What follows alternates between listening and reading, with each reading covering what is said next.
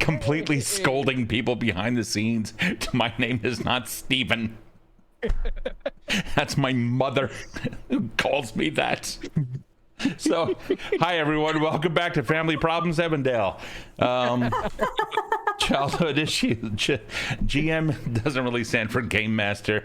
It's you know, I don't even know what it stands for, but it has something to do with problems. So I can't think that fast right now. I'm hydrating as we speak, so but we will catch up. Anyway, hi everyone, welcome back to Secrets of the Fall. Hi Victor. I feel like I'm drunk. I haven't had any alcohol in a very long time, and I'm sitting here with like lemon water. Mm-hmm. Oh, I know what. You just like start the conversation to be like, "Don't worry, y'all. I'm not drunk." Don't worry, no one asked. Just in case anyone's curious, I'm not drunk. I'm not. Yeah, no. Welcome to the stream. I haven't drank anything actually. I haven't drank anything for 48 hours. I'm dehydrated and desiccating as we speak. And if you don't donate now, I'll probably die. Tonight's episode is an intervention.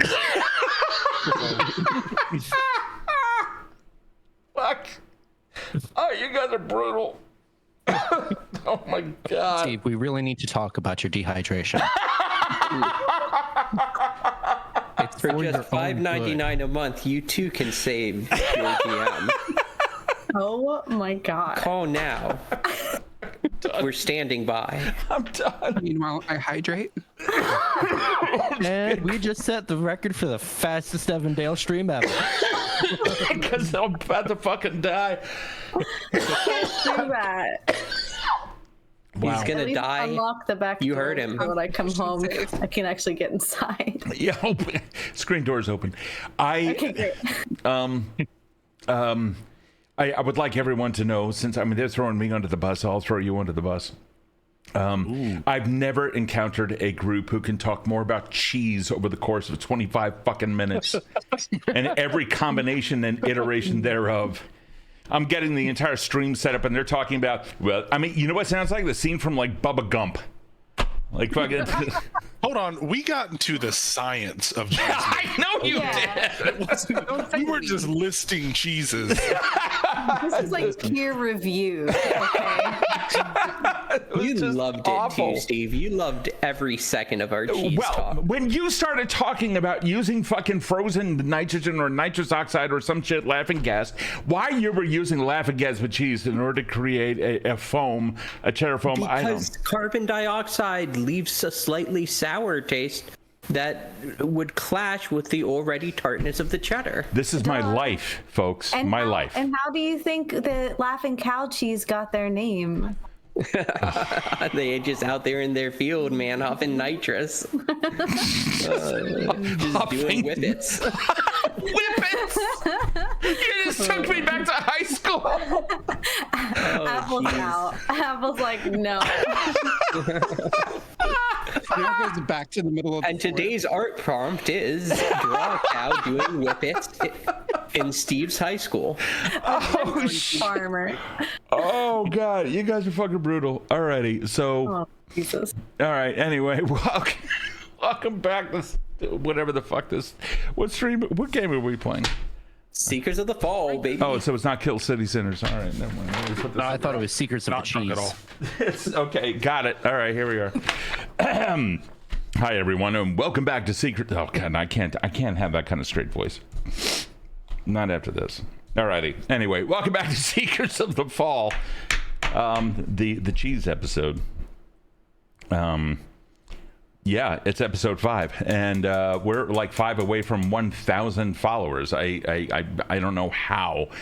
We started off, we turned over, I think, like 900 just at the beginning of the year. So thank you everyone for being here. And wait a second, Dan, what are you saying in chat? I just want everyone to know that there is a cheese con that happens in Wisconsin every. That doesn't surprise me though. Yeah, you go as your favorite cheese. You cosplay cheese. Yeah. I'm gonna cosplay Limburger. That that would require you to Nothing. not- Fucking you flat. wouldn't- All right, I'm done for the you night. can't I'm be- I was done. in the middle of taking a drink. It's fine. It's fine. That's right. Anyway, so any announcements or anything like that, social drops or what have you, before we go? Follow us on Threads. With emphasis and panache, spoken mightily. Follow us on Threads. I mean, or not. Follow World of Yeah. Evandale on Threads. Our social media manager is just, you can follow us or not. I won't be mad. I'll be disappointed. And do hashtag Evandale if you post anything. What's that? On Threads? I don't know. I just made that up. I've been doing it. It's been What did working you- for me. So Oh, nice. Hashtag Evandale. Okay, do it. this is an unofficial, unsponsored suggestion. Cool. I gotta go back and change all my tags now. Approved beforehand. I just don't know anymore. I don't know what we're doing here. I know that our viewership just fucking tanked. I can tell you that. That's the funny I part. don't think so. I think we got everybody in Wisconsin here right now. They all logged off. They're like, I got to get to CheeseCon. That's not until April of next year. People are like- 2023 already passed by. Wow. Alrighty. So we're already 7 minutes into the stream and not shit has been done. So let's try it again. In episode 4, where we last left off, y'all almost died. You came across something called Whispering Stones, which was at the end of a frozen lake. Karl over here, savior of the day, wasn't even present, but was there doing his job. And ended up rescuing a whole bunch of people, dragging them up things, and then Frenell and Alvin and Thessalia and Zora and Aldred and Zora and everyone came together. I finally got out of there. But I'm going to ask you a couple of questions now, and I'm going to ask you a couple of questions after the stream tonight. What did you learn last episode about 2 things? 1, about the world, or more importantly, what you encountered about your own character, and what did you learn about someone else? And then those same 2 questions will be asked at the end of tonight's episode as well. I'm going to hit you guys up just for let's have that first, and then I have something else after that. Which that person did you mean? This is an opportune stream. You talk whenever you want. Well, Alvin learned that he really, really wishes that they had some more smoke bombs to help them cross dangerous things. And so he actually went back through his notes in his formula book and figured out how to make smoke bombs as a free action, which is one of the things he did learn. Okay. But he also learned that he hates the world of Evandale with a passion. That's lovely. Okay. Who do you want to pass it to? I'd pass it to Thessalia. I learned, and Tess kind of learned, mostly me more than Tess, learned that Thessalia is much more religious than superstitious, like I initially thought. And I'm here for it. I love it. And I learned that Alvin cannot be trusted to walk places on his own. This is Yep. true. Yep. Yeah. Remember to pass it over to somebody when you're done. I will pass it to Aldred. I learned similarly to Thessalia. Aldred, even though he's kind of a goof, is starting to feel a little bit like a parent watching Alvin. So yeah, he's gonna be keeping his eye out, and I'll pass it to Apple. Hi. So for now, she learned and didn't learn. She learned more about what she doesn't know in this world, and it confuses her, and it bothers her.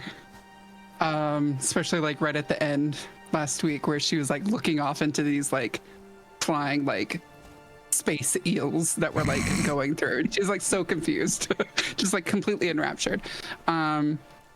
She already knew Alvin wasn't to be trusted walking alone. But yeah, I'm trying to like for someone else. I think she I feel like Frenell notices some sort of, I don't know if this is true, so I'm curious how it plays out. I think she notices some sort of like rivalry between Thessalia and Aldred.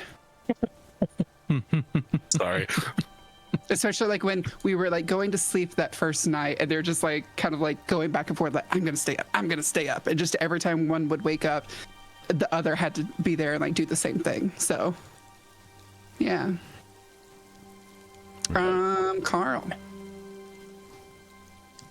I learned that Mount Fuji hasn't updated their show in about 30 years, but the food is still delicious. What? I was at my wife's birthday. I wasn't here. I was curious what you were going to come up with. And I know that restaurant too. I know that restaurant that you're talking about. That's funny. Okay, cool. I didn't know that's where you were going. Did you have some of the snake sake? Ooh, no, that sounds great though. Don't. That sounds good. Don't. Oh, okay. Just don't. Is that what it sounds like, Steve? Is that a sake with snake in it? I want to say it is sake. It's in a jar, and there's a coiled real snake slowly shedding its meat into the alcohol. Why? Why'd you have to say it like that? Why? No, Because I'm a GM, and this is how I describe shit. Oof, I had a zombie. I think I'll stick with the zombie. Okay, all right. As someone who has aphidiophobia and doesn't drink alcohol, that sounds absolutely terrible. It was awful. It was awful. I mean, I'll go back and I'll try it again just to make sure. No. But we'll try. But that's only for rehydration purposes. Karl, who do you want to pass it over to? Who didn't go? Alvin. Alvin? Alvin passes it to Zora. Yeah. Zora. Okay, cool. What did I learn? The ribbon monsters, they don't make or leave tracks, which leads me to believe that they are not they're not ghosts, because I think she probably has seen like undead things before. But that means that there's not much it could be besides something that came from the sky, since they're chasing this meteorite stuff. And then does that count for me? What do I learn about somebody else? I think Zora has a fondness for Frenell in that I think she appreciates Frenell's respect for the natural order of things. I think for her sneaky rogueness, that kind of vibes. So Frenell passes the vibe check. I can say, just as one little piece of behind the scenes stuff, last week when Alvin got sort of like enraptured by the runes and the stones, like Frenell like was like struggling on what to do because she didn't want to like damage any sort of like nature. It was like like had like considered like just totally like fucking the stones up, and it was like maybe not. So yeah. Do you think you could have? Maybe. Okay. I don't know. I would have had to roll for it, I guess. Okay. Well, yeah. I mean, just like anything else, I suppose. You could do anything if you believe in yourself. She was very curious if acid would have like gotten rid of some, like at least one of the runes. There's some other tactics that might come up, but I don't want to share all my secrets in case you try to use them against us. I don't typically do things like that. Right. Unless you're me. Zora, who are you passing to? Did everybody go? Everyone's gone. Everyone What did went. you learn, Okay. Steve? What did I learn? I learned Steve. Alvin touches things. I learned that that thing does stuff when you touch it, because I didn't know that until Alvin fucking touched it. And that narrative came spinning out of my butt.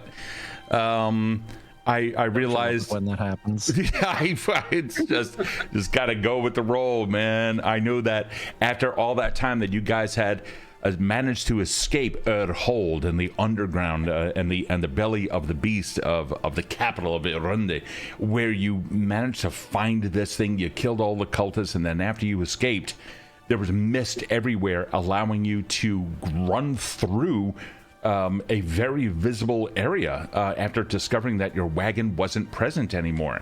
And that's when you discovered that obscuring mist had been cast down upon the area by 5 different spellcasters, all in the employ of Vanguard Society, thus allowing you to escape.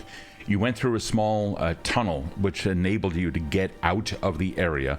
It didn't go down very far. It was actually very short, and you managed to get out. And that's when you discovered that Rune Giants had also completely smashed the wagon that the Society had taken just to get to where you guys were. And with that, you had to get away from that area. The Rune Giants were now on the hunt for the interlopers, for the invaders of their country, which would be you. This was the international incident that everyone was fearing.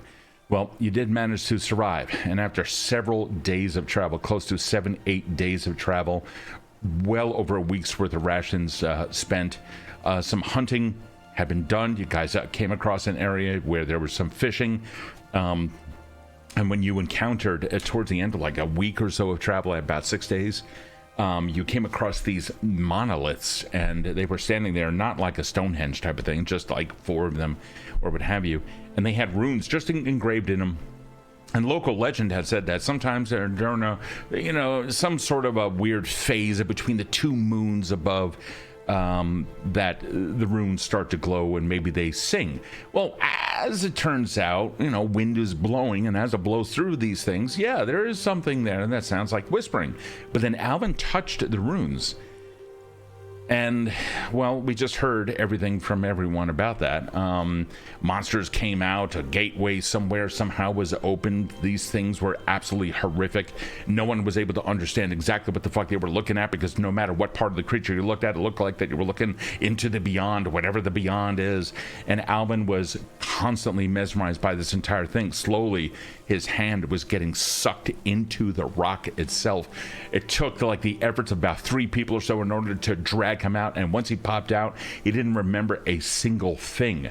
But by that time, it had already been too late. These creatures were now out and about, and it was pitch black out with the exception of the moon. And you guys tried climbing up a pathway to go into a valley, which Rin had identified as saying that it's going to lead back to his home. He comes from this area, so he's like, fuck it, let's just go find rest at home. One person was tripping over the other. Combat ensued.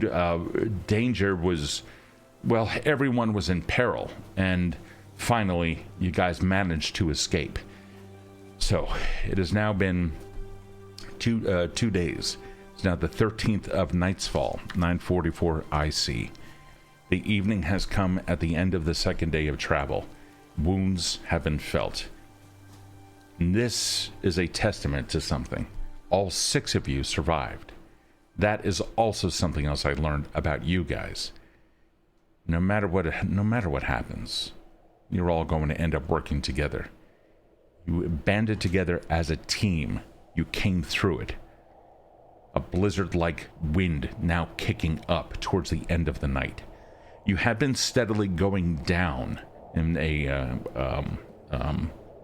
passage between the 2 peaks, slowly coming down out of the mountains and into the hills, until finally at the end of the 2nd day, right before you make camp, Rin stands on top of a precipice, looking down over a valley a long ways away. But ahead you can see the sky is completely open. Clouds dancing around certain mountaintops in the distance, and above you, far to the north. You can see it all. And then there's still that haunting memory. And then that's when you see it again. Ribbons of light in the sky. Greenish blue, not black star fields that you had seen just a couple of nights before. The Aurora Borealis here is beautiful, and it lights the ground. Rin standing comfortably at ease, shoulders down, hands on hips, sword still in its sheath. Looking down, he nods and comes back, reporting. We're almost there. Won't be too long. Rest up. Anyone need food? He says as he bends down to start the fire. Why, do you have food? Of course. Oh. I mean, I don't need food, but I've never said no to food. Who else needs food? It is part of the training. I will also have food if there is available, yes. He like reaches into his pack and throws you some of the rabbit meat, which he has allowed to dry in the cold Arctic air overnight. You'll have to cook it, but at least it's dried. Effectively turning it into a halfway point, somewhere between jerky and something you can cook and rehydrate. Are we like in a relatively safe area right now? I believe so. This area is not known to receive much passage. If we do encounter anybody, it's most likely going to be scouts from the valley beyond. Maybe. I turn and look to Carl, would you like for me to cook it real quick? And I just I kind of stick my hand out and it just lights flame a little bit. I'm like, I can cook it, and just grab on. And here. Absolutely, yes. Hold on to it very tight. I like it well done. It only takes a couple seconds, and then I hand it back. Anyone else? Because Frenell's still getting super excited that oh, she's got this one ability that works. Yeah, I'll take some. Rin chuckles as he continues to set the fire. This is strictly for warmth then. You do your own thing. Do you think that you could maybe stuff this? I pull out one of the fish that I did not sacrifice to the ribbon overlords. Do you think you could stuff this with I don't know, some herbs that you use to make tea and then cook it? Is there any particular flavor you're going for? Oh, something citrusy, please. Something what? Citrus? Citrus. Ooh. And Rin, Frenell you have fruit on you? Frenell kind of digs around in her hair. Goes right back to tending the fire. Just totally does not want to see whatever's being pulled out. Yeah, well, I don't have any citrus, but I have some berries. Would you what about a I've never had this. I don't eat all that much meat, but what about a sort of a blackberry roulade? I don't know what that is, but it sounds fancy. What if that could go with the fish? How about that? I just start to basically smash berries around in my hand. I don't really know what's I don't know. I just I read the word in a book sometime and just kind of brush it onto the fish and go and sear it. Here. Beautiful. Alvin notes that it's not a.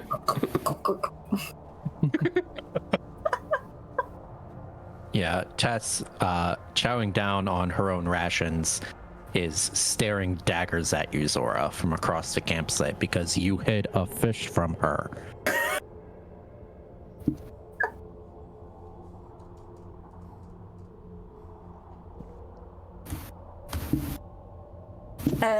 Well, that's it for me. I guess I'm going to bed. Rin's looking at everyone and with not so much of a smirk, kind of a look of confusion. He shakes his head just a little bit. So, what do you call those things back there, Rin? Those things with the ribbons coming, the horrible things that tried to eat us. What are? Do you have a name for those? No, I've never seen any of those things. But I do know that whatever they are, I still feel it in my bones. I'm not happy about any of this. It's all the more reason why, over the next several days, we should be able to get back home. It's all the more reason why we should never, ever, ever go to Arunde. I don't believe even they know what those things are. I told you, the standing stones that you almost got eaten by. We've had legends about them, but it's only during the moonlight, and this was during the day, and this, Do you realize that it was daytime when we arrived and nighttime when we left that? You know how much time disappeared in what was it just me? It seems to me that hours had passed, and... I have no memory whatsoever of the event, so... Alvin says, no, man, it was, just happened real quick.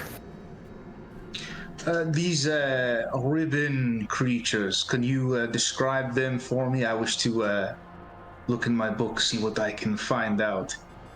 Yeah, you remember the horrible, eldritch, horrible, awful monster that was chasing us? There were like countlessly many of them, and they had these long ribbon-like tentacles.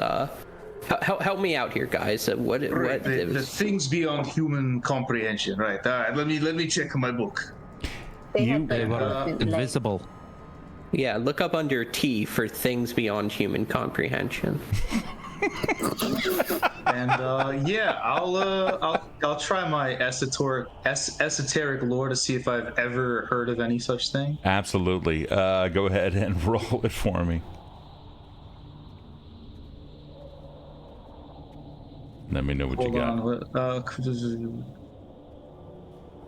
Oh, why am I forgetting what to roll here? Oh, it's a lore skill. Okay, so I go to my lore. You can go to your skills and then just scroll down in Foundry, and you should see them listed at the bottom. That's usually how it works.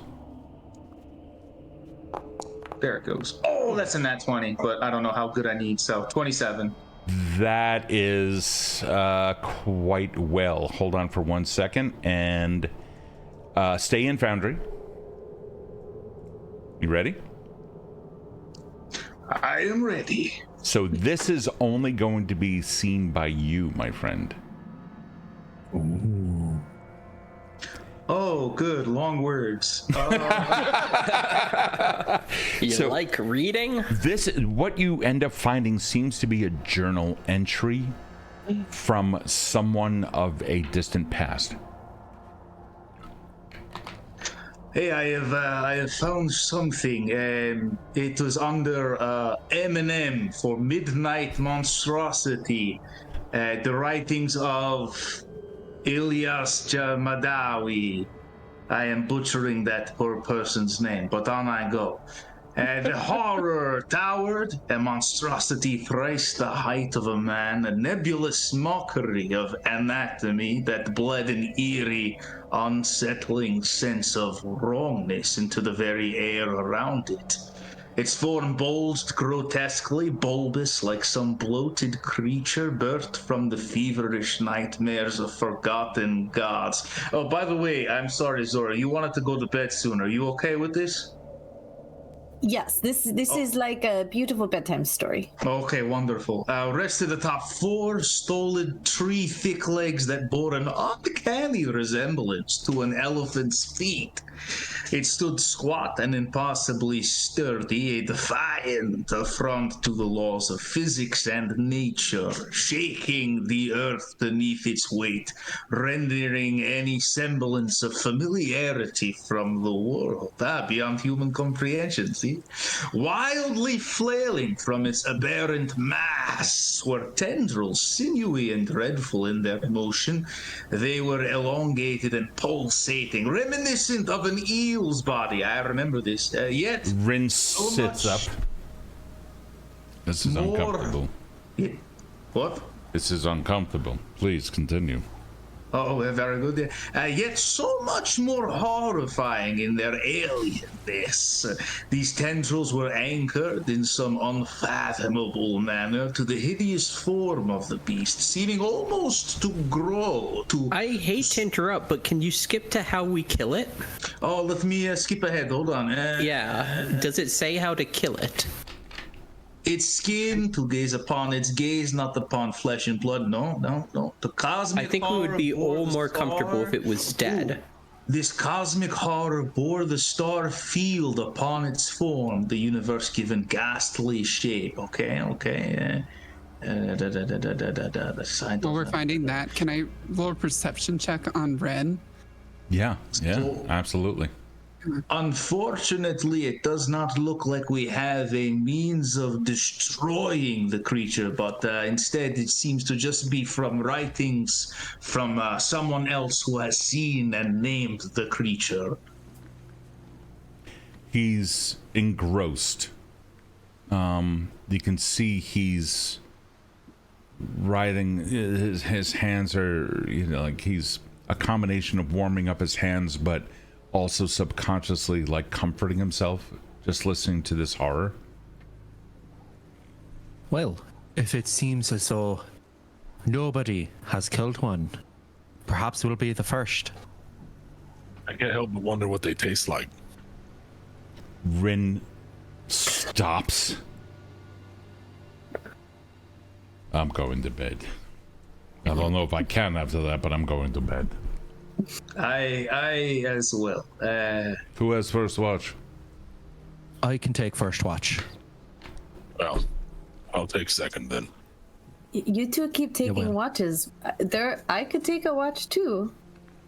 It's okay. Well, you can take third watch if you'd like. Okay.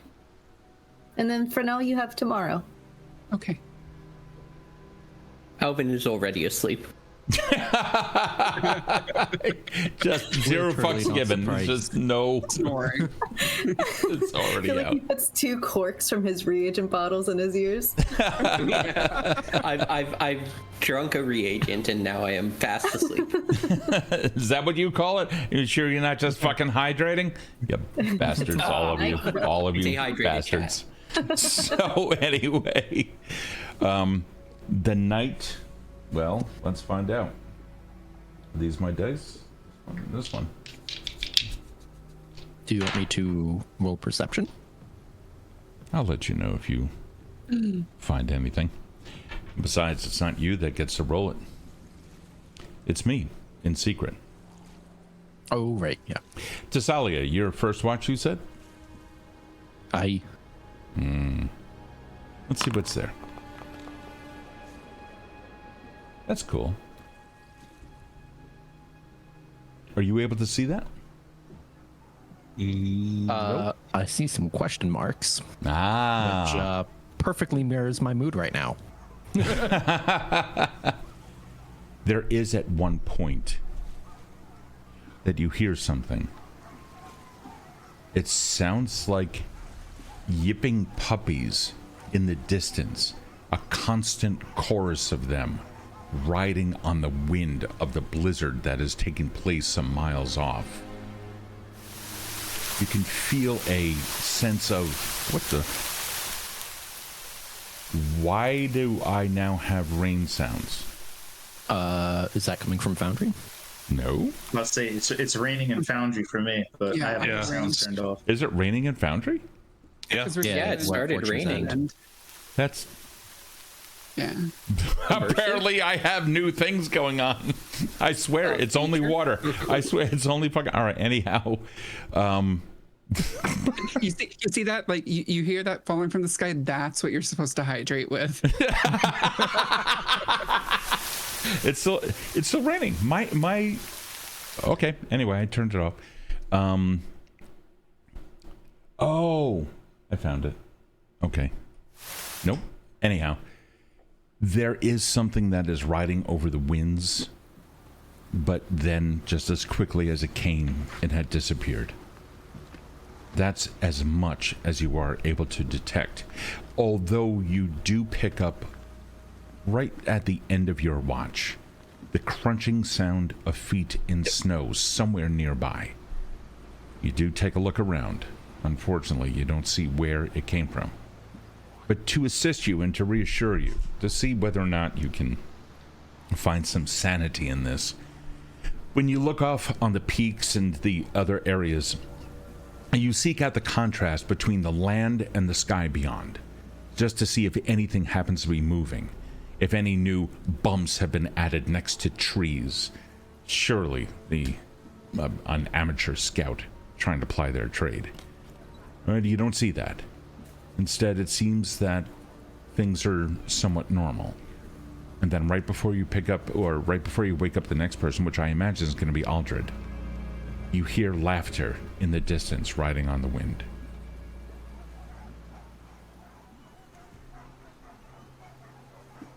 Slightly freaked out by that.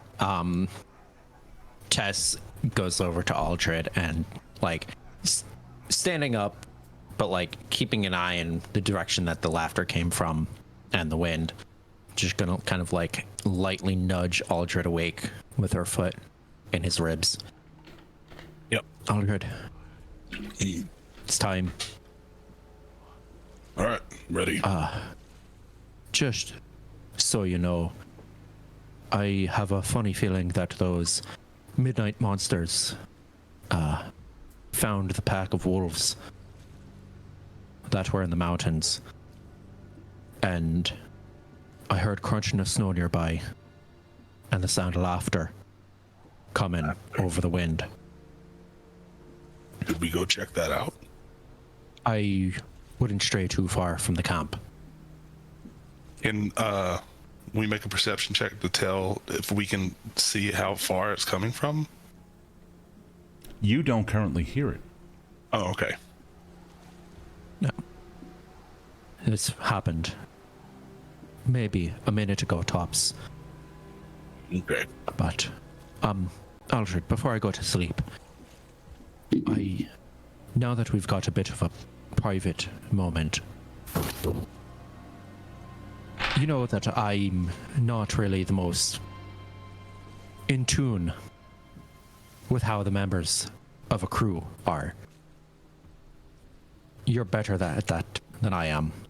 Shames me to say that, but you're much better at having your finger on the pulse of a crew. I hope I'm imagining this, but do you get the sense that there's distrust here? Yes. All right. I appreciate that. Good luck. Wake me up if you hear any weird shit. I'll let you know immediately. And yeah, Tess will go off and curl up and pass out. Okay. I'm gonna go off and immediately start listening to see if I can hear anything that she just told me about. Absolutely. You're listening, keenly listening, and again, at sometimes it seems almost deafening. The wind coming through, blistering cold in certain areas, just as a slow, like a slight whip of it makes its way over to your destination before finally dissipating by the fire.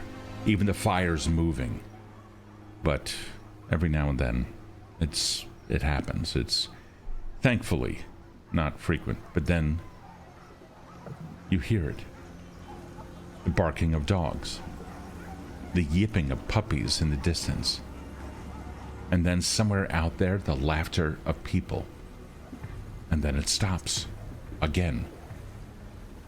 And then a sound, a crunching sound, as if trees are being snapped in half or uprooted through the icy earth, or from the icy earth.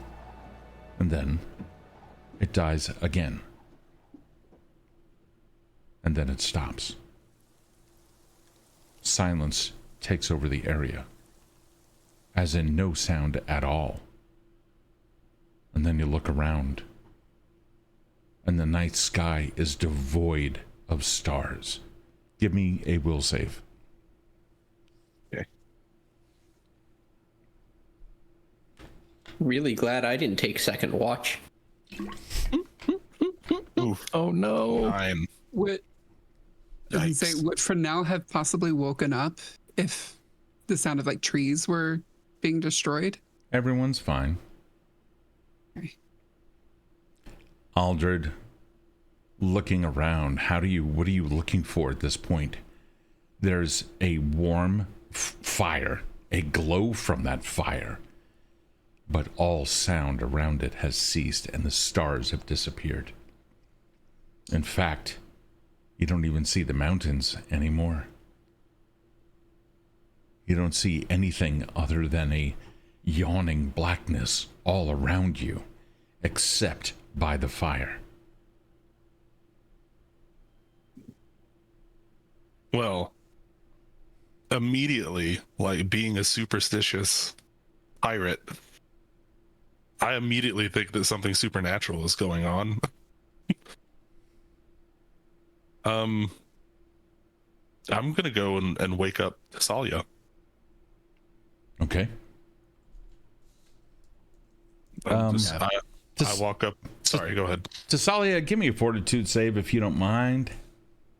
Oh, I hate this.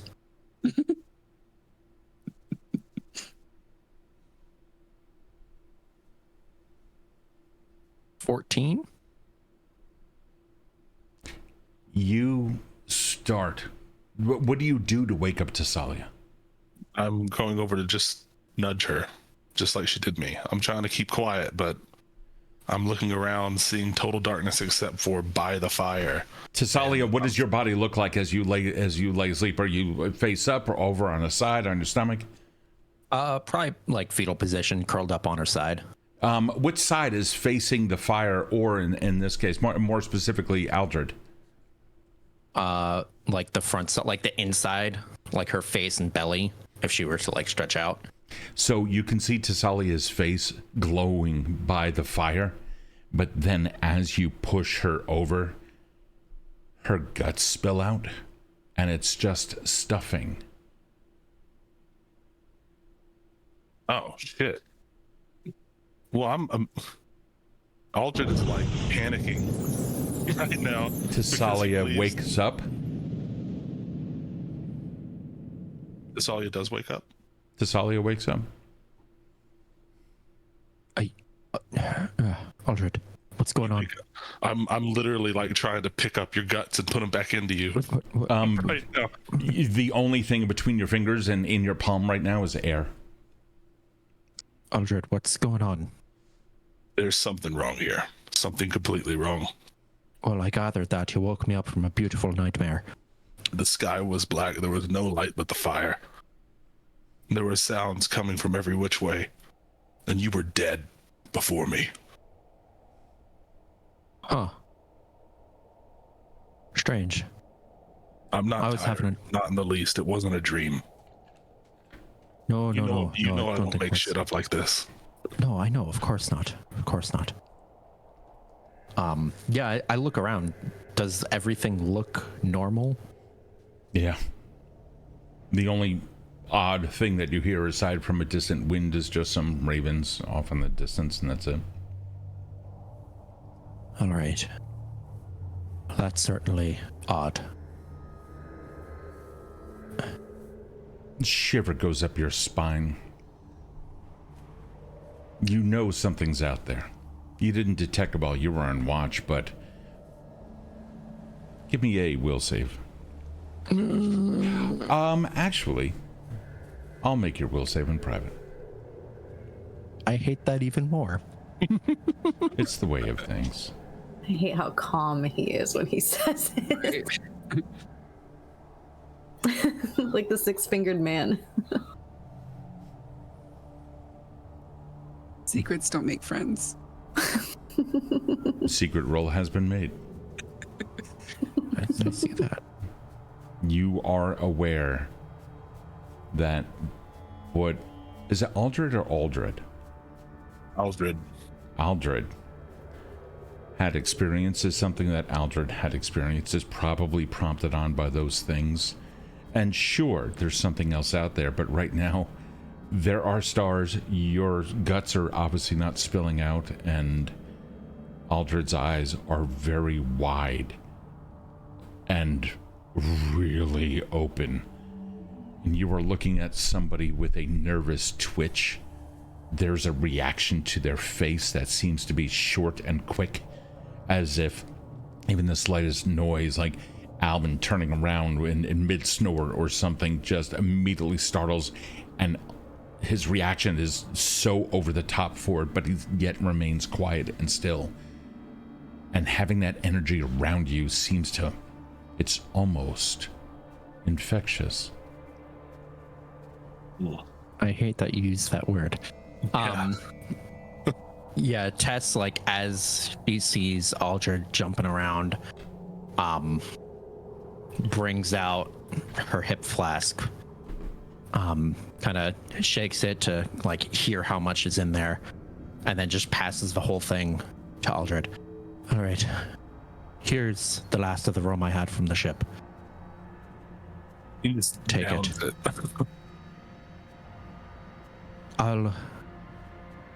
Two pairs of eyes are better than one. I agree. And so the night goes on. The next watch is without incident, until finally there's comfort to be had.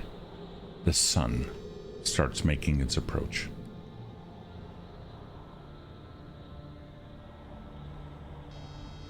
All right. Good morning, everyone. We need to break camp fast and quietly and cover our tracks. Aldred saw something last night. I can't speak exactly to what that is. I'll let him do that. He can speak for himself usually. But while he does that, we need to break down camp. All right? Rin, looking around. We'll talk on the way. And he starts breaking down his portions. Aldred's just nervously helping break down camp and just trying to describe the darkness. It was just completely black except for the fire. As we're breaking down... Oh, go ahead, sorry. No, you go ahead. As we're breaking down camp, Carl's gonna pick up a fistful of dirt, rip up a root of a nearby tree, and stuff him into a small... He's gonna chew off a bit of the root, spit it into a bag with the dirt, wrap it up with some old rope, and Aldred, take this. I understand you had a rough night. This will protect you. And he's gonna put it over his neck. What is it? It is protection from evil magic, hauntings and such. For now, I don't already I don't kind of know. like. Oh, go ahead. I was just gonna say I don't know much about magic, and I don't believe in a lot of that stuff actually. So Rin looks over at Frenell, and then back over at Aldred. What do you mean you don't believe in magic? That one right there can produce things out of thin air. Not that I don't believe in magic. It's that I don't do any of it. I don't know how it works. So I don't really. You don't need to know. I like lean over towards. You don't really need to know. He does this to the people he likes. Just make sure it's on the outside of your clothes, not the inside, because then you'll get dirt underneath for days and days. Okay. For now, like it's still a little like taken back because the force at which Karl just removed the root, like seemed a little disrespectful. I'm gonna cast read aura on it just to see if Karl's like full of BS and just like trying to make Aldred feel better. Let me see. What did I just say? Read aura. Do I? We can go through the roleplay on that. Yeah. What is it that you're looking at? I'm looking at the little vial, and for now it's like very difficult to like understand like social situations sometimes, but she's starting to kind of like learn a little bit here and there, and just for someone to be doing magic but to be doing it so quickly and almost like without care, Frenell is fully suspicious right now with Karl and thinks it's just a load of hogwash. She's curious if it's something that she doesn't. Yeah. So she's like peering into it like really closely. Not to sound like a rude piece of shit, but we need to get going. Something spooked the big fucking lad over there. That don't happen very often. I also do not believe this thing around my neck does anything. So Alvin has made the coffee a little bit weaker today because he's convinced that the one thing that you guys don't need is to be more on edge. Yeah. There's a good amount of exposition and ESP, telepathy in this camp. My challenge to you is to convey your character's inner thoughts through outward roleplay, through the actions being described. Don't tell anybody what your motives are. Let them keep guessing. Keep the conversation completely in character. Let's see what happens then. Allow suspicion to build in the presence of ignorance of your fellow companion. All I'm saying is, how does it work? I don't know how it works, so how do I know that it works? It is like a protection necklace. It gives you more benefits against magic and hauntings as well. So you just rip a root out of the ground and wrap it in cloth and put it on your neck and you're good to go? That is root magic. Root magic. Alvin hands a cup of coffee to each Aldred and Karl, and he says, look, guys, I made it a little weaker today, all right? Look, what do we do when we encounter something we don't understand? We get our friends, we stick with the group. You're doing good, Aldred, okay? You're doing real good. That we kill it, but that is good as well. Killing it also works, okay? That's also a good answer. There are no wrong answers. But Tess is right. We should go. We can. Benari said we could talk on the way, so let's go and we'll come back. We'll circle back around. Finally, putting his rucksack on his back, he turns. He looks over at Alvin. What did you make that coffee with? I always carry a small. What? I always carry. Like beans or something. Beans. No, Well, yes, it came from beans at some point. And he looks over at Aldred, and then he looks back over at Alvin. And how does coffee make us feel? Is it magical? Awake. Is it magic? I get, my friend. If I made it a little stronger, then it would be. But nonetheless, this little bit has the ability to wake us up, right? No, yeah, I see what you're saying. Look. He looks back over at Aldred, walks over to him while Alvin is talking, and pats the thing around his neck and goes, "Root charms. Sometimes things of nature just simply work." And then he looks over at the druid. Otherwise, that one would be out of business. Let's go. I wink and just like take a little like bag of tea and just kind of like hang it on Aldred, sort of like a Christmas ornament. Just in case. I just let that happen. The day goes on. You manage to find yourself out of the valley. And by the time you come out, Aldred looks like a fucking Christmas tree. He's got stuff stuck all over him from multiple people hanging things off. No, trust me. This thing is going to protect you against the poisonous pine needles you will now come across. And he starts piling stuff on as well. Alvin has joined in and has managed to loosen his load considerably by using Aldred as a kind of ornamental mule. And at some people just put it right out there. Say the quiet parts out loud. At one point, Tess hops onto Aldred's back and is like, "Don't worry, I'll protect you from the scary things that go bump in the night." All right. So, as the day wanes on, a welcome sight begins to unfold in front of you. There's a soft glow that begins to take over the area in front of you. You find yourself down in a valley. It has taken quite some time.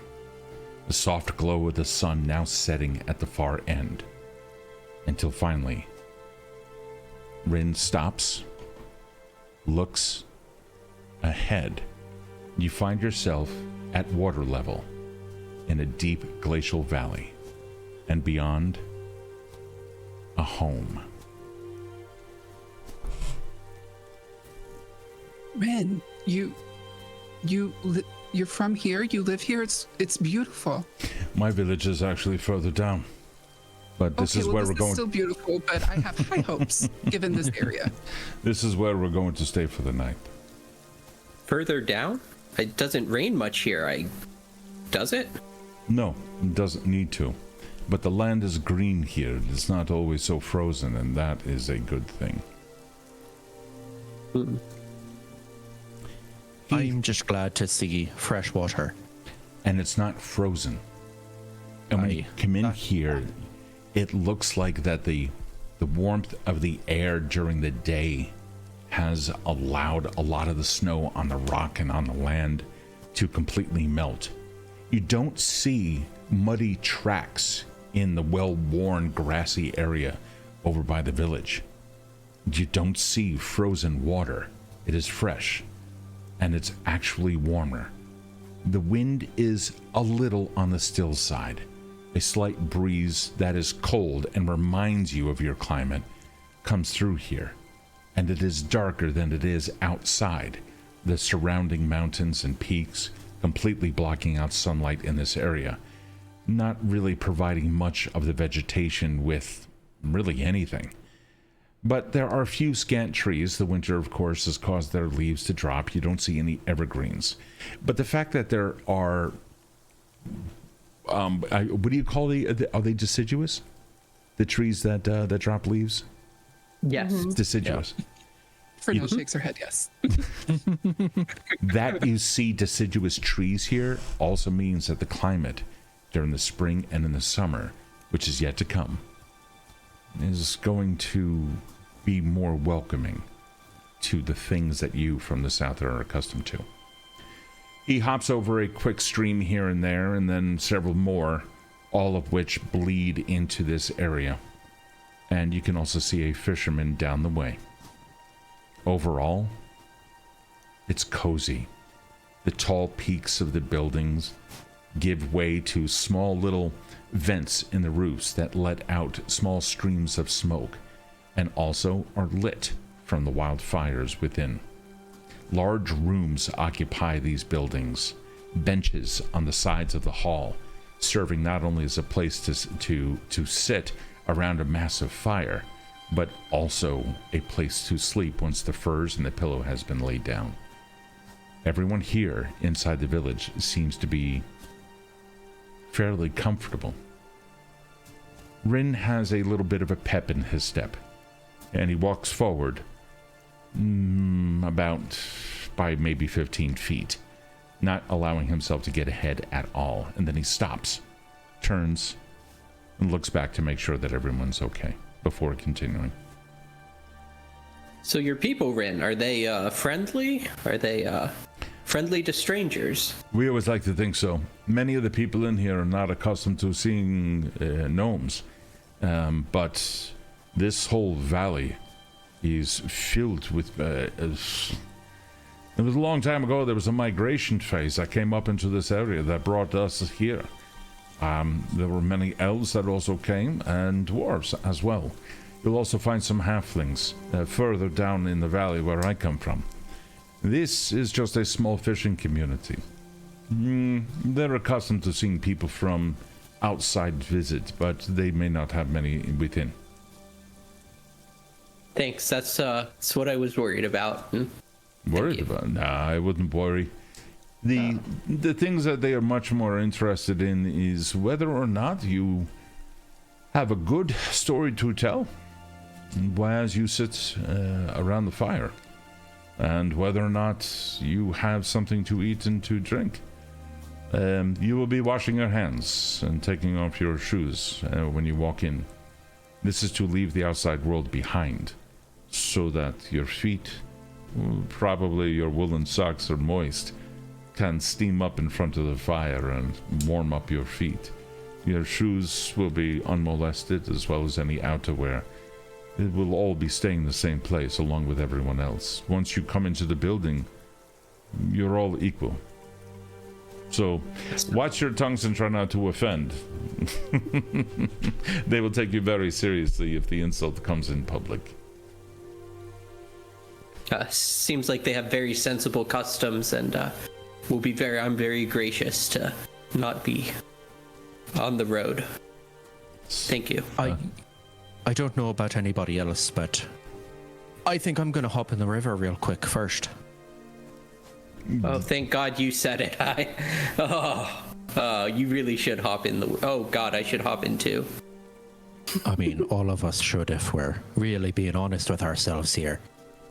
Steve, are we allowed to have a group bathing scene? Is that okay? Yeah. Beach episode. All right, I get some soap out of my pack. I'm like, all right, let's form a line.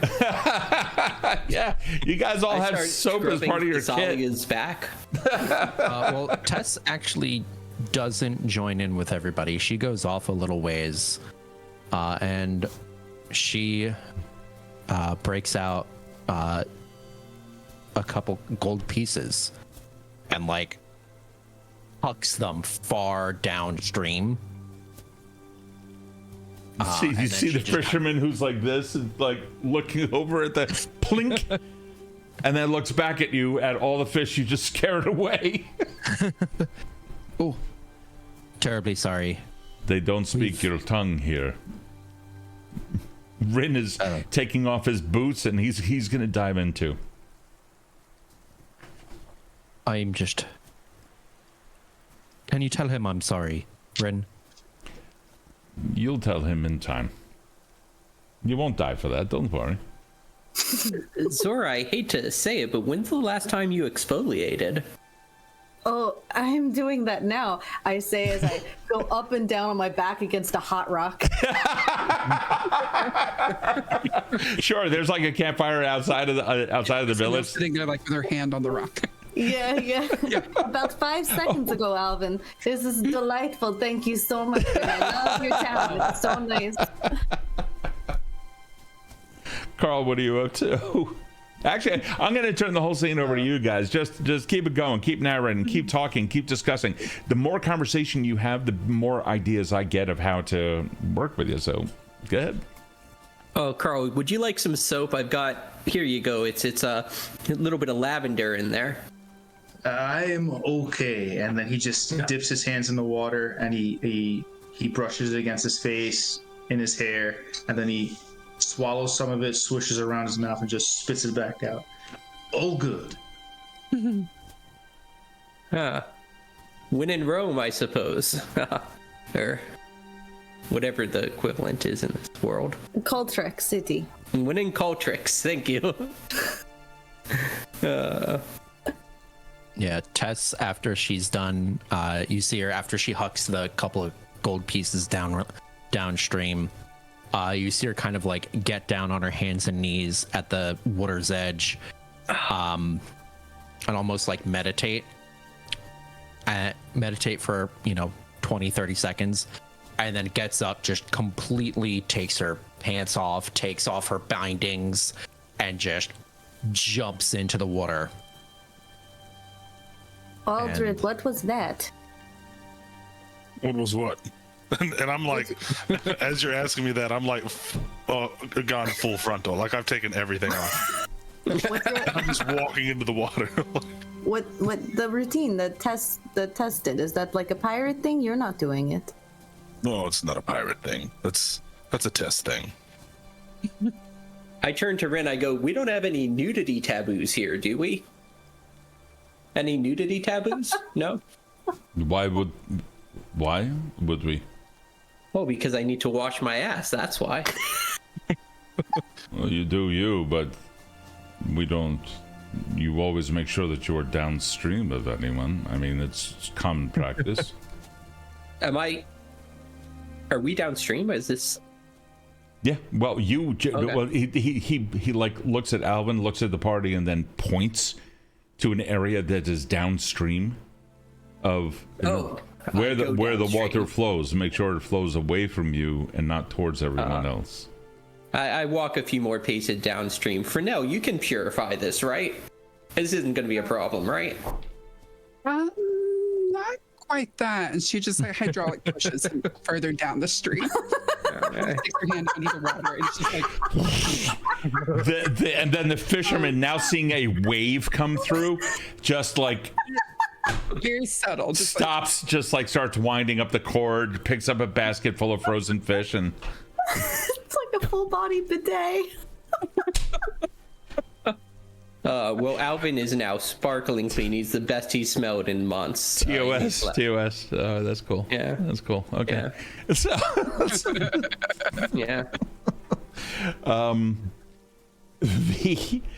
once the bathing scene is done, Fucking people. Wow. Once the bathing scene is done, Rin has taken a moment to go over to the fisherman. And you guys are now a little bit closer to the village, if not already within it. You can see Rin every now and then looking back over the party, and he seems to be inquiring something of the fisherman, and the fisherman is then saying something and has a worried look on his face. And Rin just puts his hand on his shoulder, squeezes it, and nods in understanding, and starts coming back to you guys. All right, let's go inside. I'll introduce you to everyone. Alvin takes the lead. He smells great. Great. Tess is the last one out of the water. Okay. When you Remember to take off your shoes.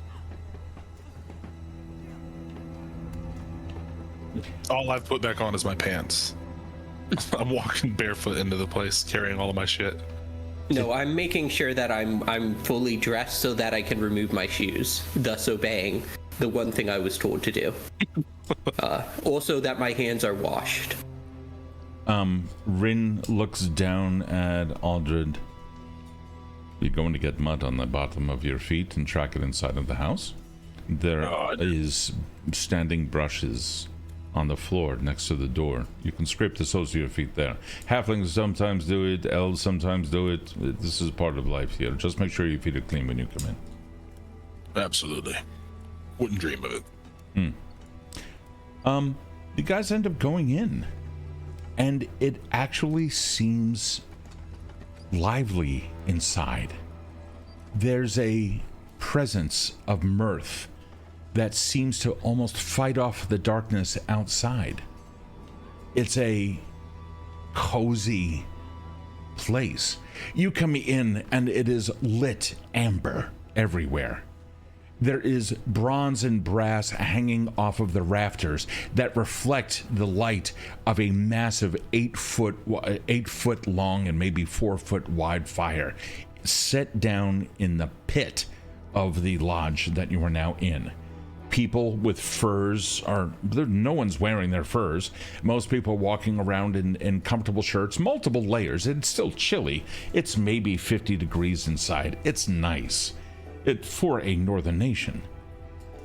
There's somebody plucking at what seems to be like a lap harp of some kind, and a couple of other people are all over there telling stories to each other about how their fish was this big and really it was this big, etc. There's a couple of other people that are discussing trade more in an argumentative fashion, and as it gets heated, you begin realizing that what they're doing is also laughing.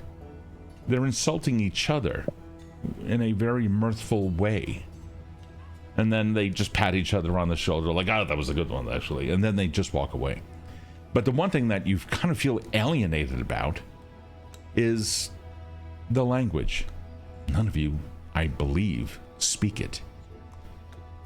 Unless somebody here has comprehend languages or has a northern language that you can speak. Woodfear would not be one of them. Aldred has Jotun. Yeah, but It's that's not northern. the same, is it? No. Okay. It may be understood, but it's not the regional language being spoken. It's the kind of thing that you've heard Rin mutter under his breath. It kind of has like the same kind of tone. To our ears, it would have a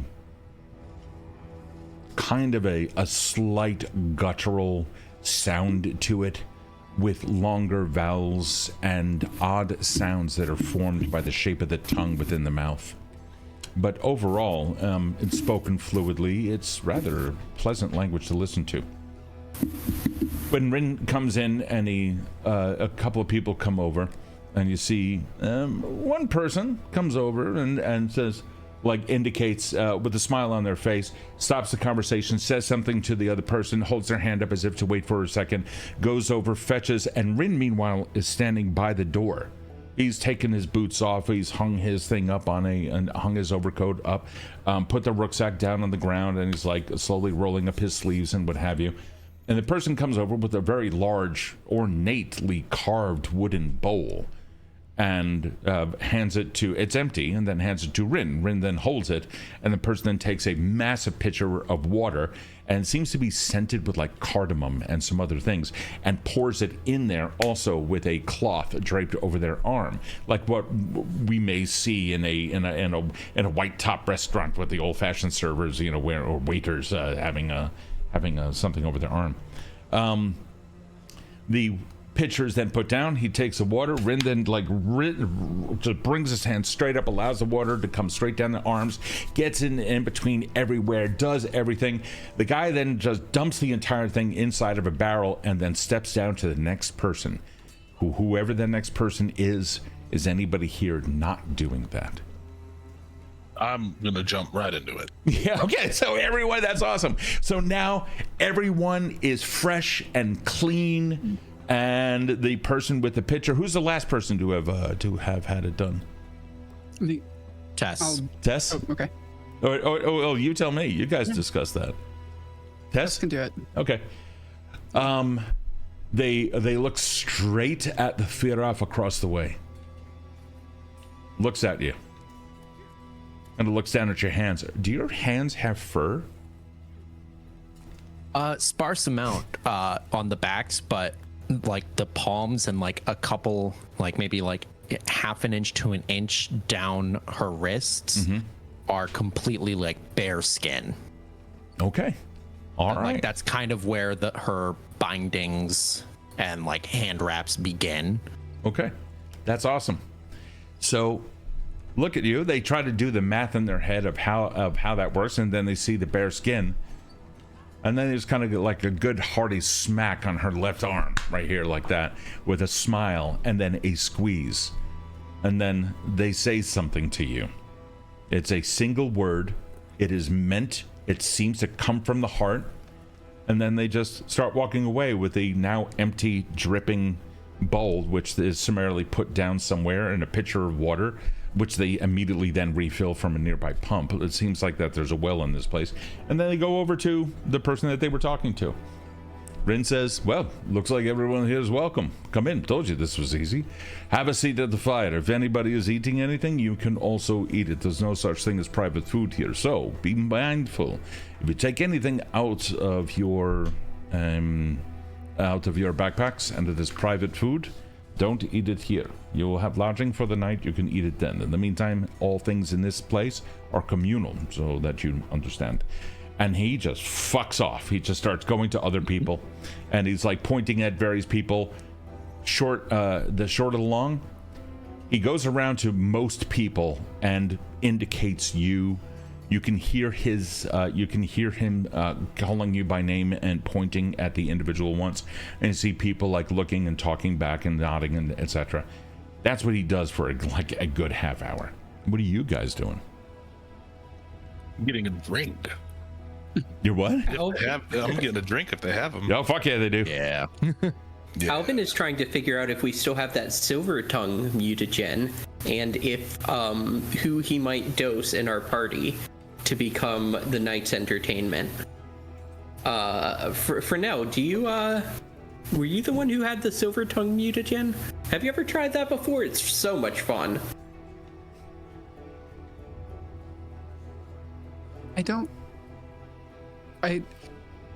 What? And she just kind of walks away. She, like, Frenell is like just very distractible right now. Her eyes are like wide. She's just like, it's almost like never seen this many people in like one place, and there's like, 10 people or something. And so she just kind of like walks over to a table and just like sort of the awkward, like if you don't know anybody but you're supposed to kind of like mingle, and she has her little tiny mug of like water or whatever, and just like goes up and just like smiles when everybody else smiles, and just tries to blend in, even though she doesn't really understand most of what's being said, if any. Are you sitting at a table by yourself? No, I walked up to like other group that seemed like they were kind of friendly, kind of to sort of mimic what Ren did, but I can't really talk to them. I'm just like, yeah. Okay. So I'm just kind of like walking by, and I see this group that's like, I assume there's like some high tops, like there's some people like standing up and around. I just kind of like walk up. What there is you have a central fire, and then there are benches all along the side. There's actually not too many tables. Instead, the benches are people's beds, and people, if they're not standing, chances are they're sitting on this. However, there are a couple of people who have handmade stools.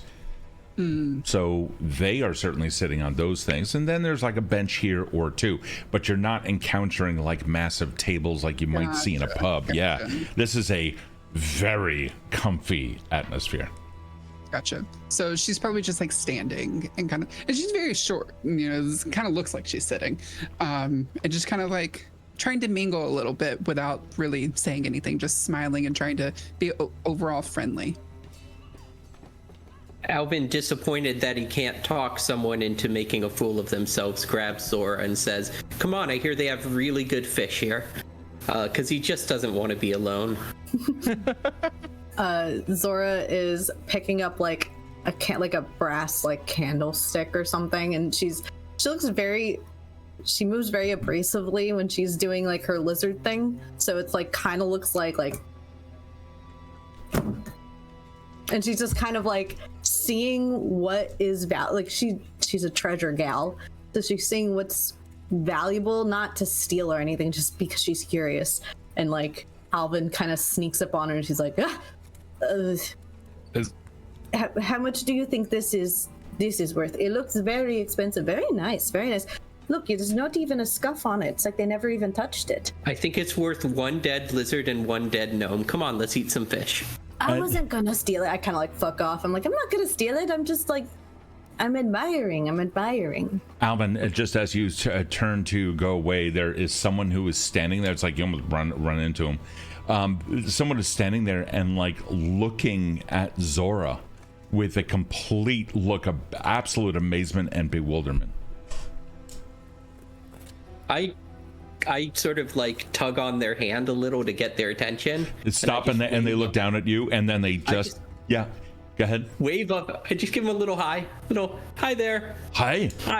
Have a little say in that himmelen.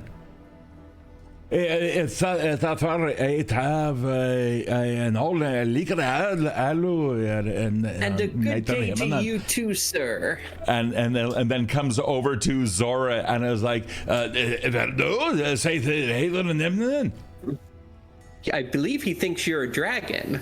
And then that happens all the time. And I kind of like, I'm like holding like a fucking, I don't know, some little statue thing. I'm like, What's a little statue thing that you're? Something that like little trinkets, like bronze and brass stuff that's hanging around. Looks. You grab somebody's personal belongings hanging off of a wall. Okay, cool. You see that there's a lot of amber and brass and bronze being reflected, so I imagine that if it's cozy, it's being decorated very well. Yeah. So I'm just I have purveyor of the bazaar, so I'm kind of interested in what little trinkets, what constitutes as like valuable to people, not in like a malicious way, just out of curiosity. Sure. Yeah, not a problem. You see, and as you do that, there's a big meaty hand, and you can see Rin's face getting larger over the person's shoulder, and he goes, "Then I have to do the gamle I vinner." And the guy like turns around and he goes, "Hey, welcome after." And there's this, they start exchanging, and Rin kind of puts his hand around the guy and steers him back over to the fire and says something to him, and you can hear, he's not whispering or anything like that, but the guy then turns around and looks down at Alvin and says something. It sounds like Jotun. Do you speak Jotun by any chance? No, but Aldred does, and I would call Aldred over. You calling me over? Yeah, Aldred, come here. This guy's speaking Jotun. I the whole time have been trying to play the rally guy, and I have just drinks. Fantastic. But I was going to like just start handing out. So I take one and I go, hey, have you met this person here whose name I'm sure I don't know? I hand it like very aggressively, like to Zora's chest, like pushing it into her, like, there you go. Hand this guy a drink. He wants to talk to you. Rin is like, it seems like you are very well, and he looks at Aldred and then down at the drinks. It seems like you are very well taken care of here. He turns to his friend and he goes, he just says something in Jotun. You recognize it in Jotun. He now switches language to something that some of you can understand. And he says, never mind, we will catch up. We've had a very long journey, and now we would like to be able to sit and rest by the family fire. And the other guy then responds in Jotun, yeah, of course, absolutely. Yeah, please, I am sorry that if I have caused some issue. And he's like apologizing profusely in Jotun. No, not at all.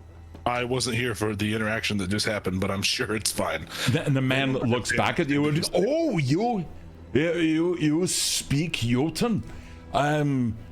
This is good. And then he looks down at Alvin and he's like, he says something to Alvin and it ends in the word Jotun. I say Gesundheit. He looks back at Aldred and he goes, no, he doesn't speak Jotun. All right, well. I'm the only one. So. Listen, feel free to come to our fire. Not everyone speaks this language, but please enjoy. And if you do not laugh every 10 minutes, we will notice and take grave offense. And then we will have to challenge you to a fight. Guy is dead serious. Well, then I better not laugh. Good.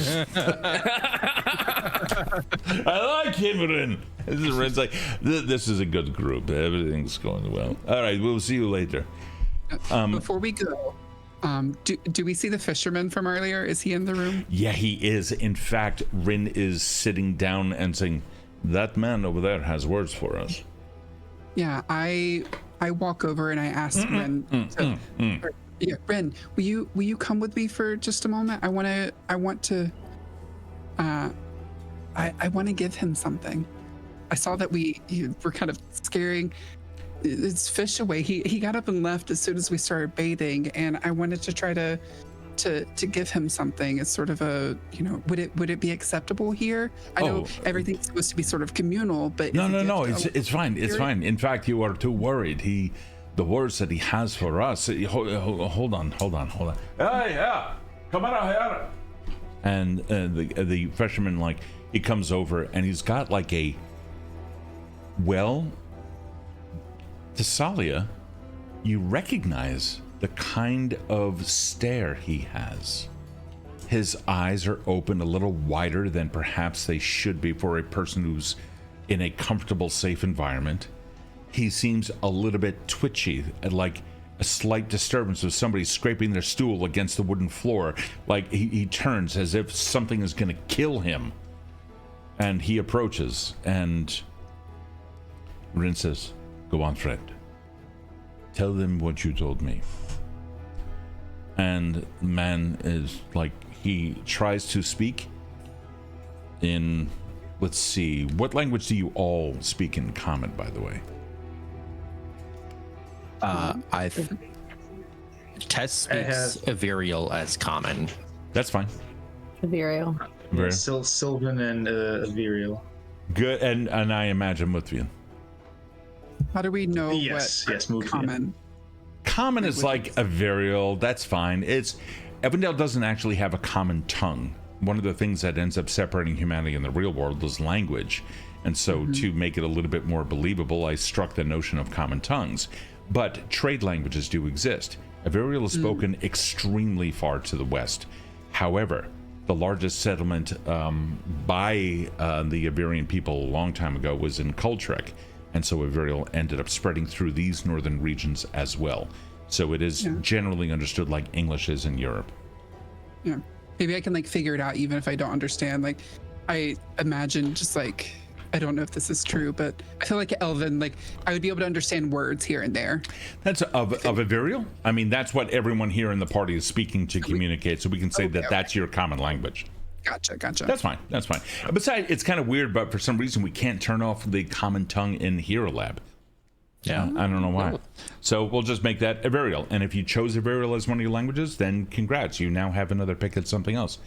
So go ahead, friend. Tell them what you said. He as he begins to recant his tale, he has that haunted look, or recount his tale. He has that haunted look in his eyes. It's like it is shifty, and his fingers are doing the same kind of thing that Rin had done when you guys described when that conversation was going on, and when you, Karl, had talked about those things out of your findings. His voice is trembling a little bit. And Rin hands him one of the mugs of ale, and the guy downs it. So much of it just like spreads across his clothing, and Rin has a slight disgusted look on his face, but given the circumstances, he's... Tess hands him her second mug that she has not touched yet. He takes a step back as Tess hands it out. No. And Rin just... No. You're all right. Drink slowly. No, and he refuses to take it, and Rin is trying to get Tess's attention by putting up his hand. All right. More for me, I guess. Don't take offense. I think you'll understand why he's saying no to you. I was out on the lake just as the sun was beginning to set. And the water, it was calm like glass. And the only sound was the gentle lapping of waves against my boat. This is why I go.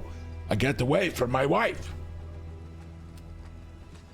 Well, my wife died years ago, but she still haunts me. And so sometimes I see things. And I was about to end the day. And then there was a light from under the water surface. It was unlike anything I ever see. It was a glow that had like life in it, and como do a pulse with life. I lean over to get a better look. And that is when I saw her. It's a woman, something that looked like a woman. Beautiful. The kind of way that remind me of my wife. Make your heart pain. Her eyes, though, were like the night sky.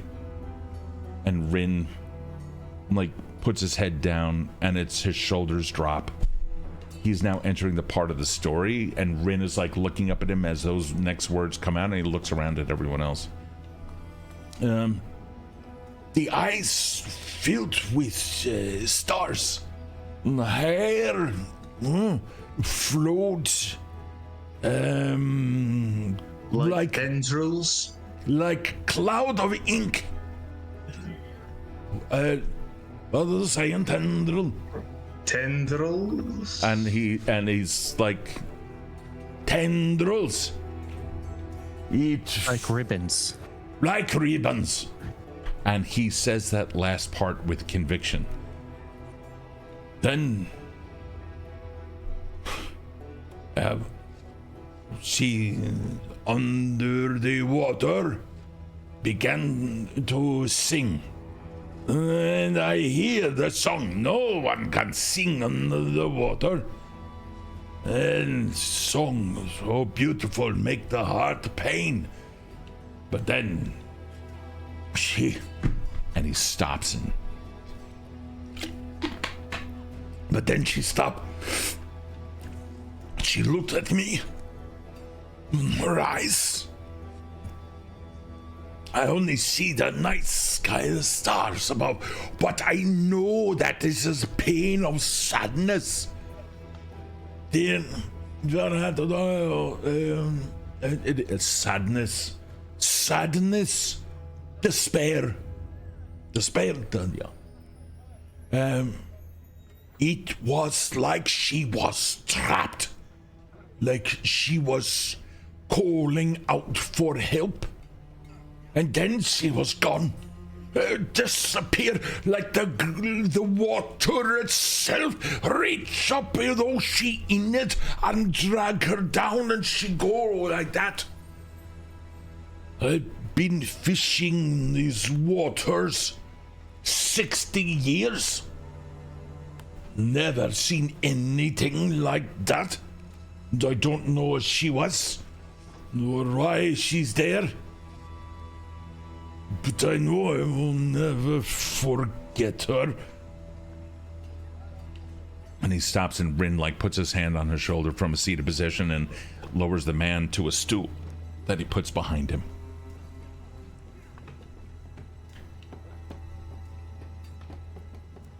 Well, that sounds like many things that we've both encountered and, well, that I've heard rumors of.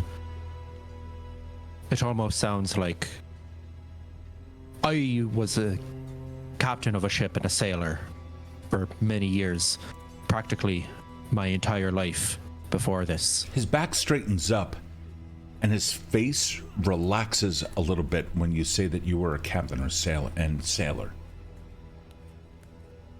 And out in the open waters, there were rumors of creatures like this. We call them sirens, designed to capture, trap, and drown lonely individuals, or really anybody who will listen to their song. I've never seen one myself or honestly given much credence to it, but that little superstition combined with, we saw creatures, quadrupeds, walk around on 4 feet, with stars in their eyes and tendrils, ribbons, dancing in the air, searching for something like eels. Rin, he's just nodding at you. Please I don't know if they're related. They sound related. I don't know. I mean, it sounds related to, if not those creatures, then the... Remember the necromancer lady? And the ink? And the Chrysera stuff? Alvin looks at very surreptitiously into his pocket to check his black ooze to see if it looks like it's like dark starless sky. Not at all. It looks like black ink at the bottom of a vial. Yeah, he puts it back in his pocket then.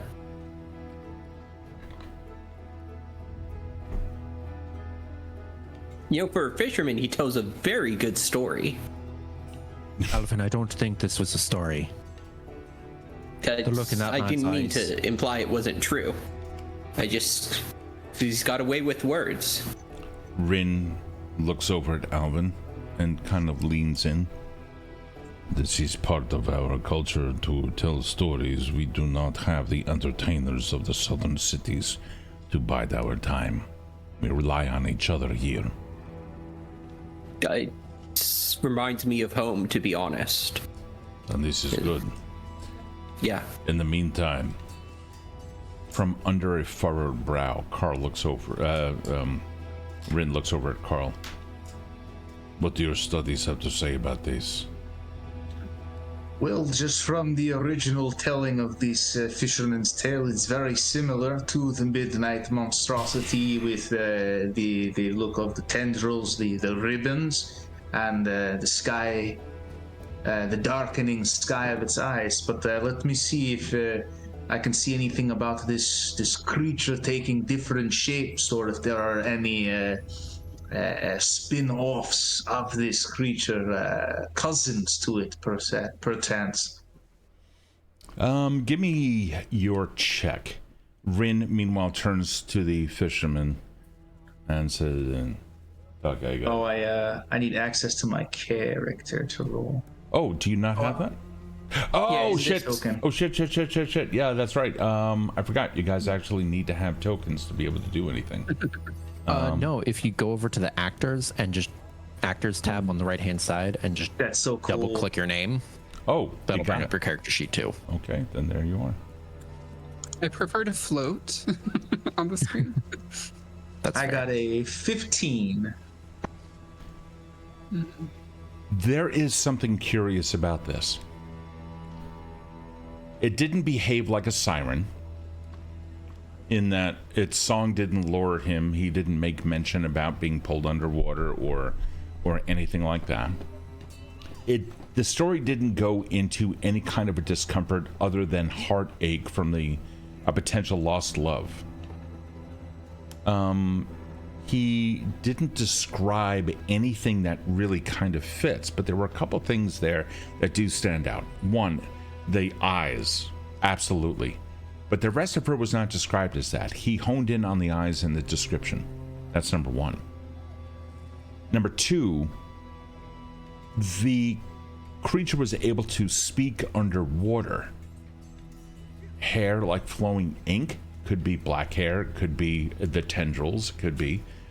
But there needs to be a little bit more investigation as to what exactly this is. There's still not enough information that you have, but it's possible it's not related, but rather in the same boat that you are in relation to those midnight horrors.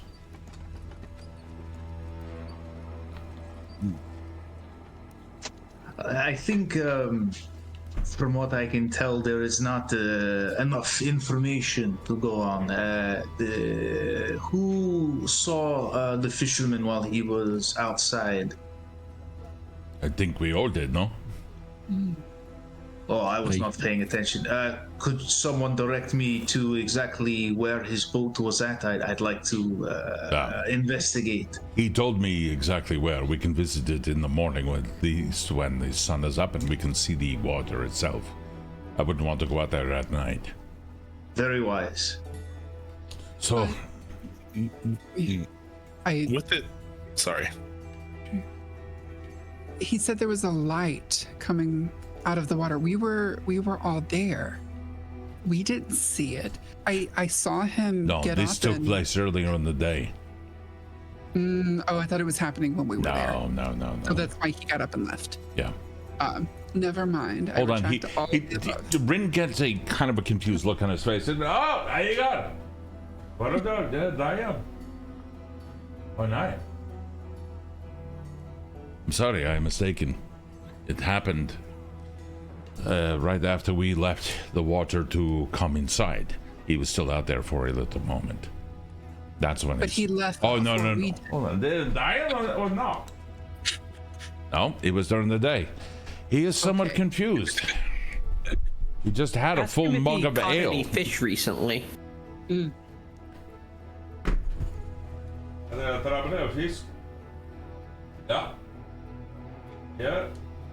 Yeah. He caught normal amounts, except for tonight. I do still Makes owe you an sense. apology, Ren. I don't believe that he's in the state to receive it now. It wouldn't have the same effect. For no Suppose that's true. Back in her hair. I don't think this man should be alone. Is there anyone who can check up on him? I mean, He literally sleeps with all 48 of us here. oh, thank goodness. I'm not familiar with your culture's customs, but Well, I'll say it again. The center fire is for everyone, and if you take a look, all the benches on the side, It's a very sensible way to live. these are all everyone's beds. There are 24 on either side, and so there's actually more than 48 of us because the children will sleep with the parents. Yeah, everyone all sleeps the same. If anything large comes through here, everyone is all in one place, and everyone has a blade. So. Not that has happened in many years. Reminds me of the ship. A ship? Very similar situation. How do you mean? Well, we're on a boat together. There ain't too many places to go, but one deck to the other. We sleep in hammocks, more like. Not so much beds. There are a few beds for the sick. A few of the elderly, and a couple of the children that are there. We use But the it's mostly captain's hammocks. quarters as more of a commons area. Aye. But yeah, no, we all sort of sleep together. We all have our own hammocks, but you know, sometimes you just pass out in the closest one to you. It's not nearly as cozy, though. I will say that. Not as many big open fires. Well, I'll tell you what, if we're going to investigate this tomorrow, and he looks stares right into Carl's eyes, then I strongly suggest that, well, some of us, I'm going to go for a nap, or at least, where are the beds? And he doesn't even switch languages. People shoot him a glance, and he repeats it in his native tongue, and they're like, oh, yeah, and they point opposite, they point in another, through there are two doorways. There's a large wall in them towards one end, and two doorways, and they point it through the doorway, and you guys are near that wall. It's like, oh, it's just on the other side of this wall. So he gets up, grabs his shit, leaves the boots over there, grabs his rucksack, and goes in. Oh, they have guest quarters. Luxury. He just disappears into the darkened room. Then you see like the slow burn of oil lamps come up. Well, I'm gonna stick around out here for a few more minutes at least. Catch up on some drinking that I've been relaxing on. I will be headed to sleep myself. Have to keep the brain sharp. And Karl will follow and uses his tome as a nice little pillow while he goes to sleep. Okay. If anybody wants to, you can narrate this. Your bit of downtime or mingling with the mingling with the locals. Alvin finds someone drinking alone and tries to get them to shake his hand just to see what would happen, but soon grows bored of this and goes to sleep. Okay. Yeah. Tess is gonna try and find the person with the wash basin. Sure. From that person from earlier? Yeah, they're sitting down, they're like rubbing their eyes in a weary fashion, and they're just finishing up a conversation with somebody. Yeah, she'll kind of go over and just, like lightly like tap him on the shoulder or like wave. And then she will like clasp his shoulder in the same manner. He immediately stands up. The word. And like she'll try to repeat the word that he said to her in the beginning. It sounded like, just to make it easy, I mean, I'll give you some Icelandic. Velkomin. Velkomin. Velkomin. Velkomin. Velkomin. I'm afraid I don't speak your language. What? You probably don't speak mine. He's looking at you quizzically and then looking around for like a translator. Yeah. She's doing the same thing, just like looking around.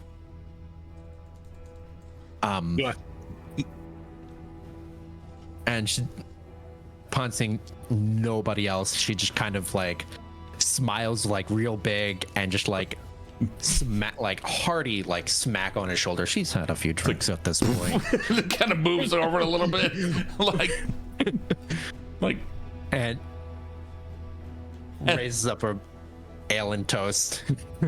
And they immediately, as soon as you do that, they immediately scramble to find. I mean, it's like a fucking emergency all of a sudden. They grab a mug out of somebody's hand who's like, "Hey!" and they grab it, and then they clink it with you. Yeah.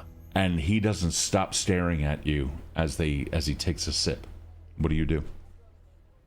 Oh man, this is a language that Tess it's on like Donkey Kong. What? She does not.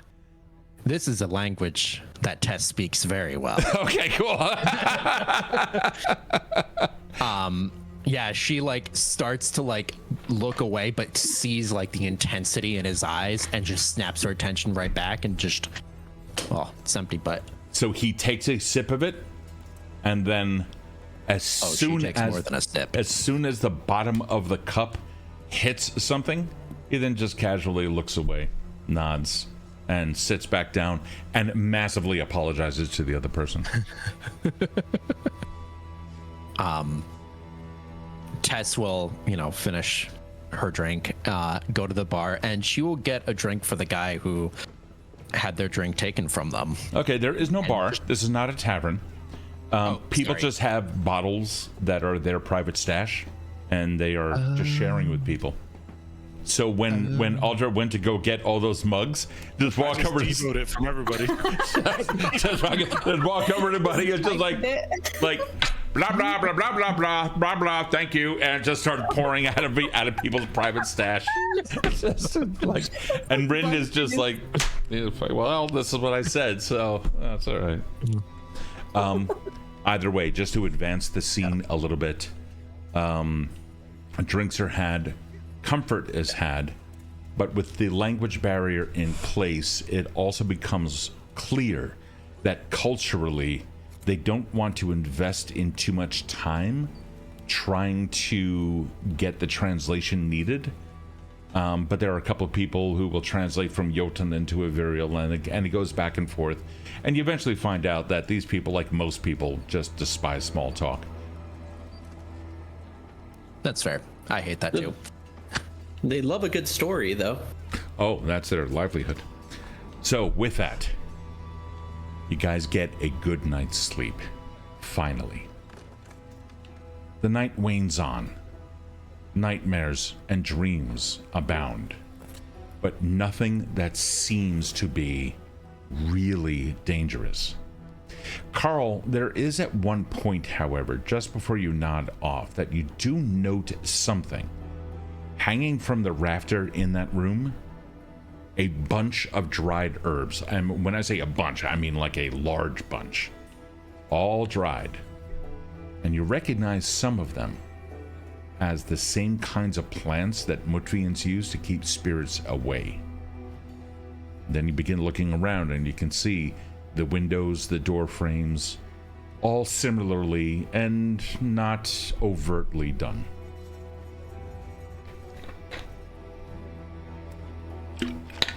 They know what they're doing. This is good. This is very good. The night comes. You guys then wake up early in the morning. People are milling about. It's a very different scene. Very, very different. Food is being cooked. The smell probably is what's waking you up. The cooks are at it way early in the morning, and there's a lot of stuff going on. There are rabbits, but there are mostly fish. There's some dried meats as well that are on like in a large basin, in a large wooden basin that are kind of piled up. They all seem to be like dried fish and stuff like that. There is a ton of butter all over the place. I mean, they've been keeping this shit in storage for a while, and it's salty to the taste. It's just keeping.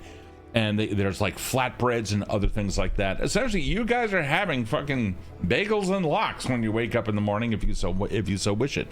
The overall feel, though, is it's quiet. Most people will, in such tight quarters, most people are respecting the distance that one needs just to wake up. It's good. honey, it's like me waking up in the morning. Don't fucking talk to me before it's 2 p.m. and then maybe I'll utter a couple of words. But the overall feeling is, yeah, we are up early. There's no such thing as a weekend rest. Everyone has a job to do, and they all go out and they start doing it. It's that simple. You wake up, you go to work, you come home, you mingle, you go to bed, rinse and repeat for the rest of your life. Alvin leans over to Frenell and whispers, "This is the misery of a civilization without coffee." Rin. That is most likely the funniest thing I've ever heard. I'm gonna go find the fisherman. I'll be back. Really a lovely people, though. I shouldn't have said sensible so much. There's really a great poetry to living out here. Without the modern accoutrement of God, I wish I had made coffee this morning. Couple minutes later, Rin comes back. All right. Assuming that you're all ready, we have a lake to inspect. By the way, I spoke with a couple of other people, he says, as he begins making his way out, turning around to talk to whomever. Spoke with a couple of other people. No one else has seen anything else. But they all believe his story. There was a couple of children who 2 years ago had said something like this, but they found out that it was just some seaweed that was at the bottom of the lake and had drifted up to the top. But, so, it could be that, could be anything else, but I don't believe he was drunk. When you get out there, there's a boat and he's ready for all six. It's a large wooden vessel. There's no sail on it or anything like that. It's gonna be a rowboat. And so you guys end up going out on the lake, I'm assuming? Oh yeah. Okay. All on one boat? I looked to Thessalia and Aldred first before I step on the boat. What's that? I looked to Thessalia and Aldred. Is it okay? Is it safe? Oh yeah. Aldred immediately gets in and gets in the position to row. Like he knows what's up. Okay, cool. Tess finds herself at the prow of the boat. Okay. Just like staring out there. Yeah. Drinking her tea. Yeah, perfect. Yeah. Perfect. Yeah. Ren, now that he's potentially feeling better after a night's rest, do we know what time of the day it happened? Yeah. Because what was really, I remember when all of those strange things happened to Alvin recently. They were during the day. I wonder if was at the same time of the day that it happened. It was during the day. He said it was a little bit afternoon. That's usually when things are slowing down. So, I don't know. I didn't get the... He said afternoon. That's good enough for me. Okay. Are we ready to shove off? So, he begins making his way out. The waves are lapping up against it, and a good heavy row every now and then gets you out there into the lake. It's looking around. I don't know exactly where it was, but he said that he was able to see 2 twin pine trees, the same height. There's not too many of them in this area. The alpine line is up further. So I imagine as we come across the way, and about another 10 minutes or so, you can see this is a fjord. It completely opens up into like a small inland bay. And he goes, yep, just as we come across, right around here. And he says, hold back. And he just he pulls the oars back just a little bit, just to have the boat stop. And then you guys are drifting. All right. Well, here we are, researchers. Take it from here. I can hold my breath for a very long time. Perhaps somebody should be under the boat, kind of looking around. I don't mind, and I'm already... Tess is already jumped in. Okay. Alvin has taken a sample of the water to make sure that it is in fact water. Give me an alchemy lore. Fantastic. This is what I was born for. Karl, you can give me, let me see here. You can give me a nature check, or you can give me an arcana or nature check. Alchemy lore is 24, baby. Beautiful. Okay.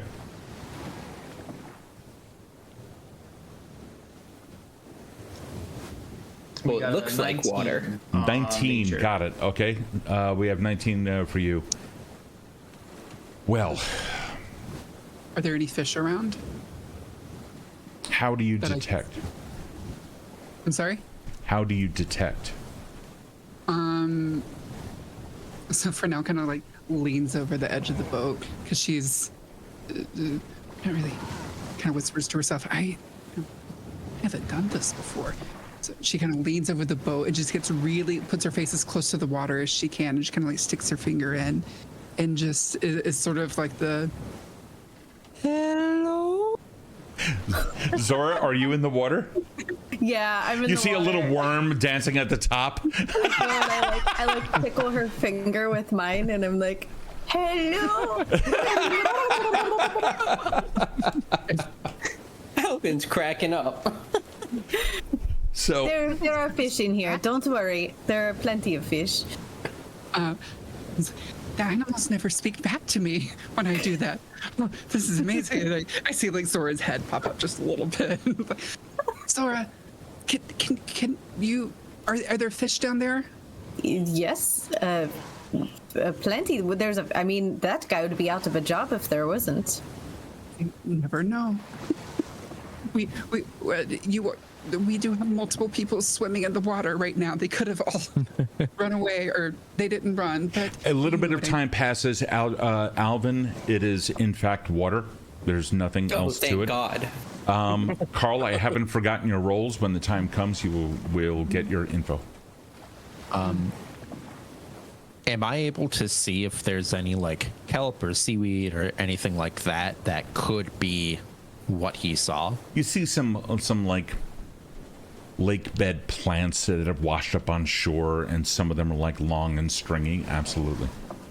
Yeah. But anything like in the water at that spot? Nothing in this immediate vicinity, no. Okay. I will surface and share that information. Just kind of like come rocketing up, like right next to the boat. Okay. And she's like, that feels fantastic. All of you should try this. Anyway, there's no seaweed or underwater vegetation in this area that would. Oh, how far down confuse did you the go? Did you go? I mean, you're going to find plants on the lake bed. Yeah. Is that what you were looking for? I thought you were looking for like Yeah. that surface stuff. Okay, nothing on the surface. Yes, there are plants down below. I apologize. Oh, no, you're good. You're good. But like it would be like way far down, further than he would be able to reasonably, like you couldn't see it from the top, from the surface. Right? Correct. Yeah, it's a dark water. Yeah, dark lake water. Okay, yeah. So, all right. Well, I don't think it was plant life that he saw. It's too far down, and I think even with light, the murkiness of the water would have swallowed up any light down there. Unless we're talking about something, well, out of this world, so to speak. So, Karl, looking around the lake, nothing seems out of place. In fact, it's calm, but there are certain telltale signs that other things could live here. For example, on the shore, you notice over there, you're just looking around, kind of getting a surveillance. Which skill did you roll, by the way? Arcana or nature? Nature. Nature. Okay, cool. Thank you. You're looking out there, and you can see a couple of like odd plants.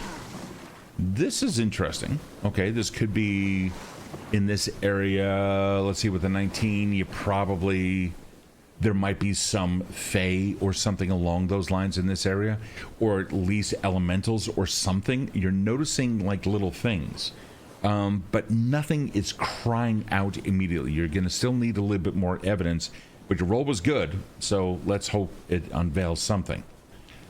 I'm going to go around the table. Well, actually, you guys can go around the table, and then Just tell me what is it that you're doing, except for Thessalia, who we just found out. And Alvin is testing the water. Zora, where are you?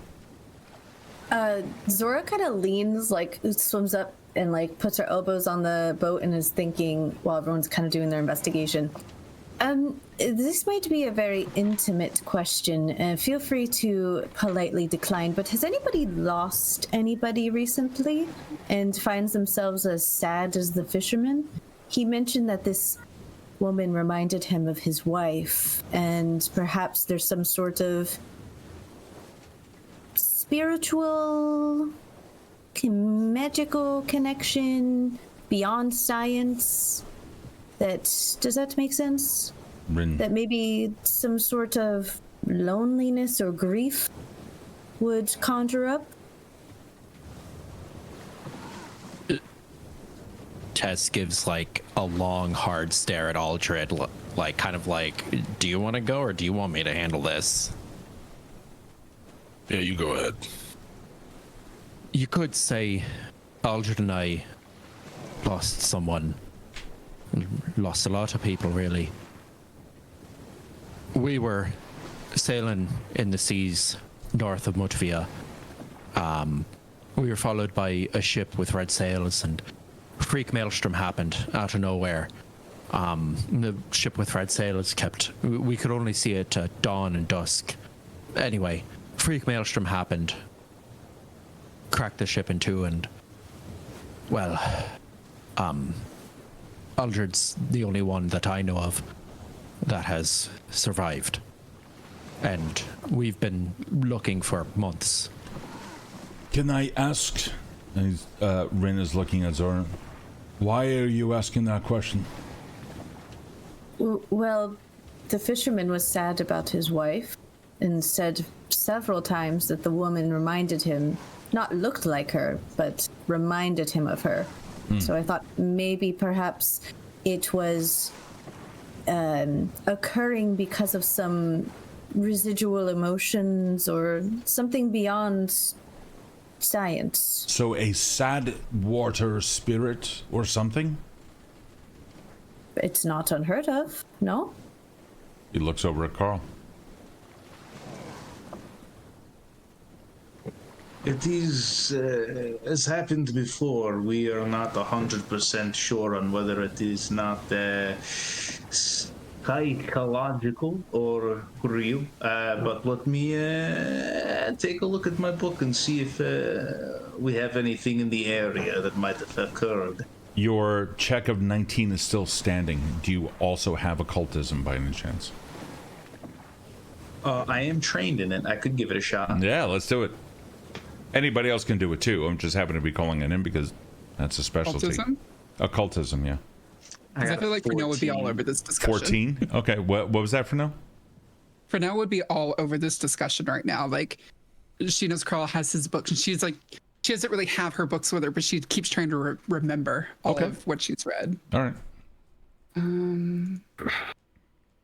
Alvin, at the mention of having lost people, wrecks his mind for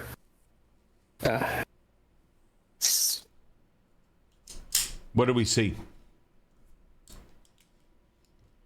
I'm sorry, I completely lost my train of thought. It's okay. Totally good. You were racking. Alvin was racking his brain. What do we see when Alvin tries to rack his brain? I mean, everyone's lost people. It's just happens. It's not your fault, you know. It just happens. What did you get for occultism for now? 23. Okay. So between you and Karl, you can probably piece this together. You're still off the ship, and your arms are on the gunwale of the boat, right? Okay. So Zora, at that point, you kind of feel like an eddy or like a current begin.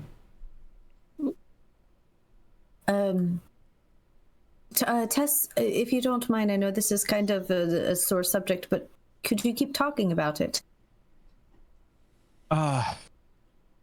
Sure. I mean, there's not too much else to say, really. I mean, I don't know how long Stormy and I were drifting in the sea before we came to shore. I don't even know how we were the only two who drifted to the same spot together. Thank the Adai for that. But we survived, and we haven't heard any word. The water itself begins to churn and bubble all around. The boat itself begins to just shake and move in the wake of the giant splash. Then something else. You begin to see a large column of water form. First, it starts off like an eddy, like a water pool that, or excuse me, like you know what I mean. It begins to grow up out of the water. Mm-hmm. A Frenell faint sticks her hand in the water. No, get me up, get me up. Yeah, Tess Her is hand in like, the water to like read aura if the water itself is doing this.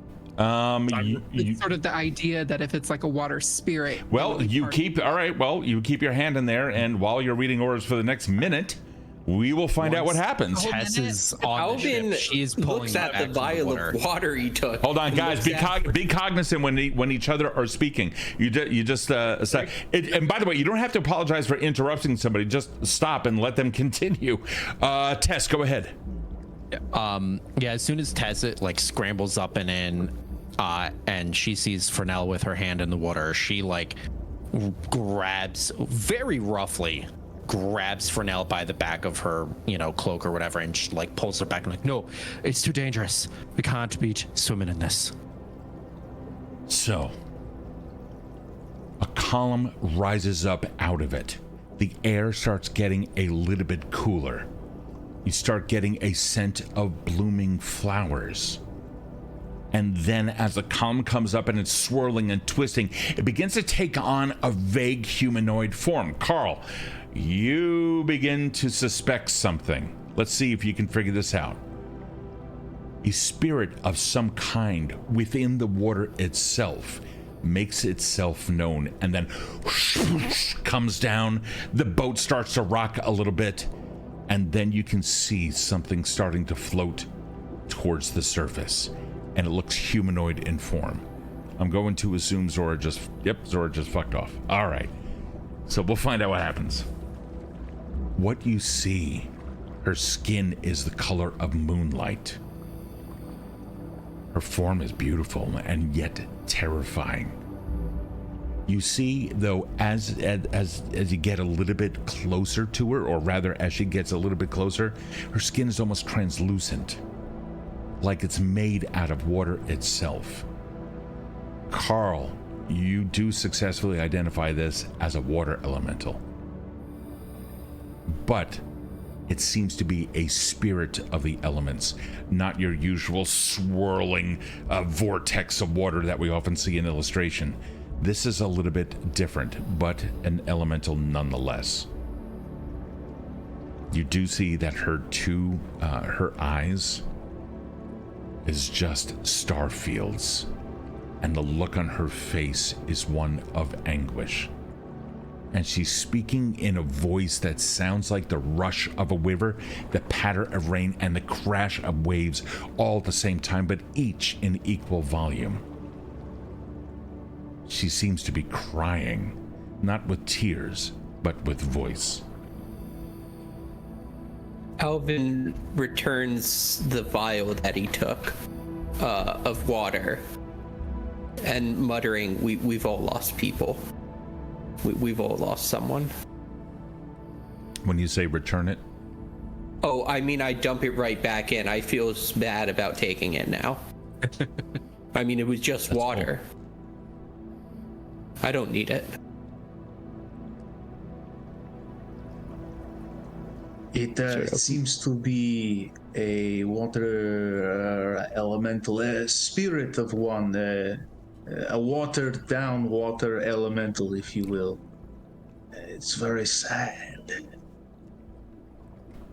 Steve, real quick question. The fisherman, he said that he saw this thing, because it changed a little bit here and there. Was it as we were walking into the building, or was it earlier in the day? What did we end up with?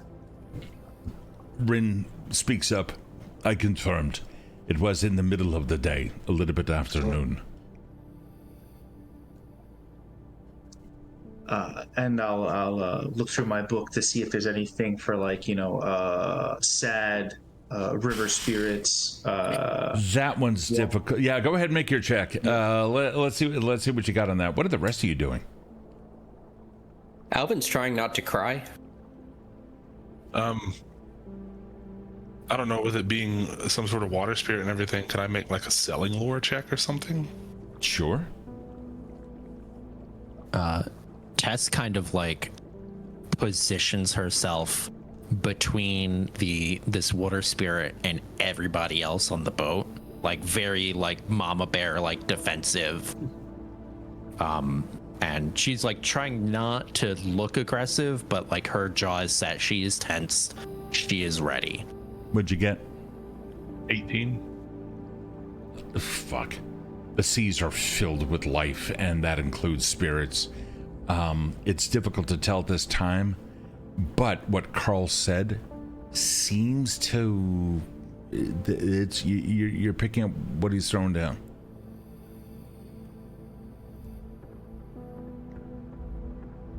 Tess, you're off on the edge of the boat. You're detecting that the water is definitely... You're in the water still, yeah? Or are you on board? I climb back onto the boat. You climb back on. Okay. So you are inserting yourself in between her and everyone else? Yes. There's 6 other people on this boat. How are you doing that? I'm like right at the edge of the gunnel and like holding my arms like out to the side and like kind of swept back, like kind of nudging people back away from the edge. Rin kind of like slowly stands up, gaining his sea legs under him. What would you have us do? We can't look at it according to you. What would you have us do? I can't lose another crew, Rin. I don't know if you've lost dozens of people before, but it doesn't sit well with you.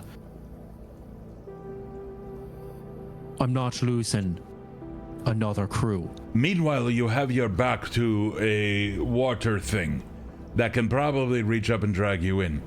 How about we talk about the sad story another time and try to figure out what the hell's going on with this? We're here to investigate. If you want to conduct the investigation, then you conduct it, but you don't stop us. Yeah? I'm not losing another crew, Rin. Great. When you get one, I'll help you not lose them. In the meantime, Captain, not here. She like sets her jaw and turns around to face the water weird, or not weird, but spirit. Totally cool. Yeah. Oh, Steve. Yep. Sorry. No, you go ahead. Oh, I just realized I have dubious knowledge. So with that failed check, can I get one bit of true and one bit of erroneous knowledge? Oh, absolutely. Sure. I love dubious knowledge. Yeah, fuck yeah, dude. I almost chose it. So I'm going to give you some information, and like you said, one piece of it is going to be false. And you should not be able to tell exactly what it is. Her eyes are like the night sky. That could lead you down a different path. It could, by all other points, look like something like a water elemental, or this could be a creature of nightmare, trying to create a situation that would then lure people in. But it is definitely not a siren. That's one bit of information. The sadness that this thing is feeling is not commensurate with the territorial angst or anger that an elemental may have of someone else intruding on their domain. She's floating, and she doesn't, while she is talking, she doesn't seem to be angry at anyone. There's a good chance that this one could be undergoing something. So maybe she's pulling on your heartstrings, luring you closer. Well, she didn't do it to the fisherman, while that is true. something did happen to him and he was quaking like Aldred did the other night. I was about to ask, I don't know how to ask this exactly, but is there any kind of correlation that I can make between like her and the kinds of things that I felt and heard that night? Give me a perception check. Karl, does that answer your questions? I'd love to hear your theories. So that is 22. Rin looks over at Karl. What are you thinking? Aldred, what are you doing? Honestly, it is. What? I'm thinking we should tie a rope to one of us and the other end to the boat. And then we go diving in? Karl, what were you saying?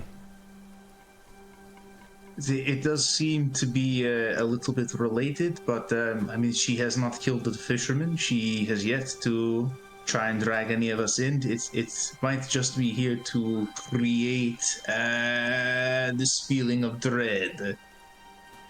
Aldred, your role, what skill was used? Perception. You are picking up on no ill intent. You have an exact question that I might be able to answer. I have additional info for you otherwise. I haven't thought of an exact question yet, no. No worries. You have a... you kind of get the same feeling. Whatever that is, she's in pain. Aldred, the kind of pain that she has is something that you felt. It's a, I don't belong here. This is odd. This entire thing is fucked up. Now I'm going to ask you a personal, actually, you know what? You guys continue to talk. Chris, I'm going to message you directly. Okay.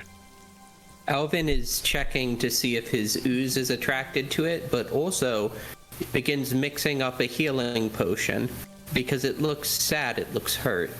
And you know what? I'm going to go ahead and I'm going to waste those reagents healing. I'm just going to pour a healing potion out right into the lake. Ooh, okay. Yep. And is she saying anything right now? Or is she just silent and kind of like looming? There is a gurgling and there is a little bit of a lilt to the language that she's speaking. Not I mean, it might be interpreted as a song. Is it Aquan? It is not. It is not. Yeah. Do you have changelings in the area at any point? Like any news of people, their children not seeming the same? No. I don't like that, though. I mean, no. Maybe there are sometimes creatures that steal children, but not changelings. I thought perhaps this thing in the water, it might have been someone kidnapped by the Fae and left here in this domain here. I noticed some vegetation that is very edible to Fae-like creatures, so I'm getting my thoughts crossed, perhaps. No, I don't think that, no, we don't have anything like that, but anything now could happen. But you saying changeling, I'm wondering what this is. It is not important now. I will discuss later. Yeah. Let's try to help this thing. Yeah. I can tell that we're all sort of, like, we're obviously stressed. Thessalia, you're especially stressed. She's like seeing, like, the hairs go up on Thessalia. She's like so angry. Could we just perhaps try to speak to her? If she is an elemental, or if she is a spirit, she seems conscious. She hasn't attacked us. Could we try to say hello? That's a good go for idea. it. Do you speak Sylvan? Perhaps I it's... do. Frenell says it in I speak Sylvan. It's a gnome thing, yes? No, not all gnomes speak Sylvan. Whatever language is being spoken is not the one that she is speaking. I have read lips. As long as I could, but it's only a language I can understand. Yeah. So What I'm gonna languages try do you it speak? anyways. Let's see. What languages do you speak? I speak Evirial, I speak Elven, I speak Uruxi, and I speak, hold on, I have one more. Okay. Draconic. None of those languages. Super. But give me a perception check. Thessalia, I'm going to type something out in Discord to you, and you take it from there. 21. Her lips do not match the sounds that are being said. Ooh. Did she respond when I said hello in No. Sylvan? No, Like, she made no, like, there was no perceptible, like, there was, as I said, no. yeah, okay. I go ahead and I pour out a healing potion. Yep. There's I hope it helps. when you did that, the liquid was absorbed, and you can kind of see like some surface stuff kind of heal up, but there was no overall effect. She's singing, yes? So, kind of? The gurgling does have a slight lilt to it. Tess, don't you on the sea have, like, sea songs or, like, you tell stories through song? Could you try, maybe, connection brought her here, perhaps singing your grief? Could you try singing the song of I don't want you to have to relive this over and over, but maybe if you could reach out and connect with her, we can understand what she needs. Perhaps you don't want to hear me sing. I would love to hear you sing, Thessalia, and I think I speak for all of us when I say, for goodness sake, let us hear the wonder of your voice. Just a huge grimace, like full body cringe, and turn to look at Aldred. And stop and kind of like relax a little bit. Aldred kind of like looks back over at the water spirit and looks at her eyes. Maybe I didn't fully process it at the time, but maybe you should try speaking to her. Your eyes were the same, I think, when you woke me up. I have been Rin straight up, sits up. Sorry, I didn't make the connection until just now, but standing here face to face with it, and well, I'll say she's a much prettier sight to wake up to than you, Aldred, but the eyes, jokes aside, the eyes were... What about the eyes? The same. The same, I think. He looks over. He's like, forces Aldred around. They're not the same. No, not now. But when he woke me up the other night. That's the thing that you were talking about. When everything went dark and there were no stars in the sky. yes.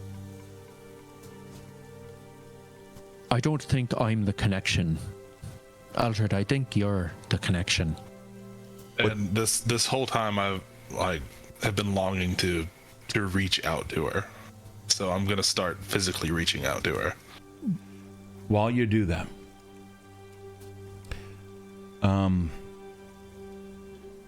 Frenell, you tried to pick up on any kind of a magical aura. You concentrated on the water. You're not picking up anything in there that seems out of the ordinary, other than one thing. It's the same kind of arcane energy that was felt back at the meteor, if you remember. That unknown oddness.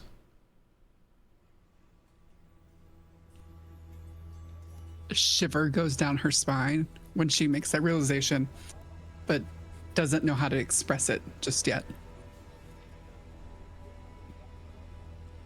Alvin has tied one end of a rope to the balustrade, and seeing that Aldred is beginning to reach out toward the water, is trying to slip the other end of the rope around his ankle so that Rin assists. yeah. No, and we get it nice and tight. Yeah. I give his waist. Yeah, I give Thessalia a thumbs up. We stop what we're doing when we tie it around Aldred's waist. Yeah. Oh, around the waist. Okay, good. That's even better.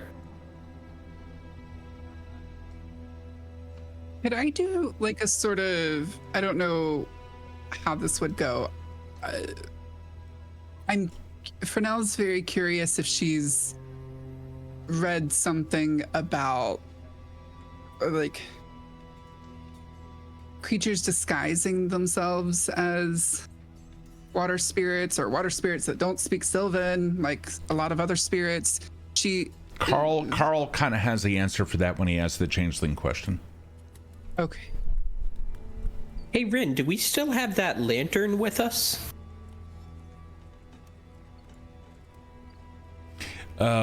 Lantern, no, I left it back. It's daytime now. No, not that lantern. The lantern. Oh, no, I left it back.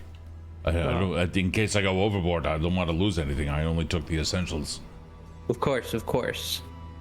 Oh, wish we were in a laboratory right now. All right. Wish we were in a laboratory. What are your thoughts right now? What are we going to do? I don't have a vial big enough to put it in. Aldred, are you feeling all right? Yeah. You're not gonna jump in, are you? No. Well, It'll take all of us to hoist you back up. Are you If I lost jump in, in it's not thought? me. Are you lost in thought? You're standing there, or you're sitting there staring at it. What are you doing? I'm reaching out to her typically, Okay. like with my arms out. I'll just gonna be like, I won't let anything bad happen. All right, good. So you go to reach out, or rather, as you extend your hand out. I'm going to roll your perception. Let's see what you pick up on, if anything. There is a sadness. There's also a tremendous amount of fear. You're also getting the impression she's not able to surface beyond what she's already done. And you can already see that there is some struggle from her arms, like the water itself is warping underneath and taking her, trying to take her down, and she continually fights back. How close to the surface is she? Approximately, varying in between like 1.5 feet and 2. So close enough that I could reach in and grab her, or Potentially. Yeah, she's in this like water spiral sort of thing, right? No. That came up, that floating. washed down, and then this thing came. So just like this floating to clarify, tornado. here's what you saw. When that column of water came up, you saw a humanoid figure come up with it. That came out of the water itself. As the water washed away, the humanoid figure remained, but completely 100% made out of water, not her. And then it came back down, and as it came back down, she drifted up to the top. So like flat plane, she's underwater like a foot. That is correct, yeah. Okay. And aside from any disturbance that you guys are bringing to the water would be calm. I am going to reach in to try to touch her, but before I do, I'm going to say, brace me. It's like, yeah, Zora, Rin, and we all have you. You go into touch, and you can feel oh boy, how do we say this? It's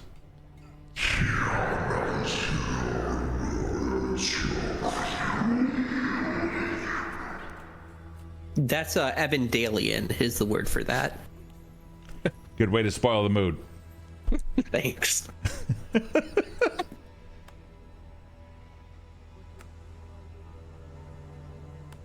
Aldred has no reaction and continues to go into the water. Yeah, I'm a little shocked. Yeah. But I feel like a great deal of concern for this person right now. And I want to relieve her. Okay. Sure.